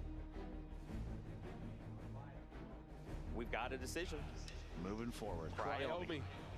That might Back be to the you most guys. dramatic finish for 33rd that I think we could have possibly had. Literally today was insanity. We had insane plays, and now a tiebreaker and a coin flip that I'm going to be honest with you, I never thought that would possibly happen. That puts Cryomi on the list for the finalists, and I want to see everybody else. I want to see the whole list, Courage. Ladies and gentlemen, here's our participants for $1.5 million tomorrow from night one. 72 hours was an absolute beast. Day in and day out, Nate Hill from FaZe Clan, another big name. Rise Wheats, the final game of night one, made it on in. We saw some incredible performances from top to bottom. And Dremin, the last spot with just one total point, was just enough from night two. Animal, the insane performance, the 10 elims. We talked about Aiden on controller, Lupo. It was absolutely wild. And keep in mind, if you're watching this anywhere, these are the names to write down and clip and post all over social media so that everybody knows exactly who to watch for tomorrow. Poach from night two. That's a name you cannot sleep on. Did make it on through alongside Cease. And then there you see night three. Tempo, Tfue, Hysteria, Chat, Geomach, Nick Merckx, Blind, Flower. Down there at the bottom right. At this point, ladies and gentlemen, if you are not watching tomorrow, what are you doing with your life? Real Cryomi's got to feel real lucky right now. That coin flip deciding to put him in as well. This is the entire pool, all the players for the grand finals. $1.5 million on the line, Courage, and it all starts at 11 a.m. Pacific. This is it. Shout out to everybody who's been watching, our sponsors as well. Logitech, Astro, Respawn on the chairs. Couldn't do it without you guys, so thank you so much for your support of the event. The stage has been set. We know our 99 players. Lupo, final thoughts heading into the grand final. Tomorrow is going to be incredible. We've seen accelerated gameplay from a lot of players, defensive building that you don't see very often. And the gameplay here it's a learning experience for both the people that are playing and everybody watching. It's been incredibly exciting. We've had some really solid shots, and we're not even done yet, Courage. We have 6 games left, and I cannot wait for tomorrow. This is it, Ben. Oh, thank you. Oh, I got you. I will never leave you hanging, brother. Appreciate that. What an honor it's been to be part of this. I know we've been having a blast so far. Hope you guys have been joining the show. Ladies and gentlemen, this is it. Tomorrow is the largest day of Fortnite competition by far in the game's history. 11 a.m. Pacific time. $1.5 million on the line. 99 of the best players in the world. For everyone involved in the broadcast, thank you so much for watching tonight and for the whole week up to this point. But tomorrow, the Summer Skirmish comes to a close. Who will win $225,000 and the title of champion? We'll find out then. Have a good night.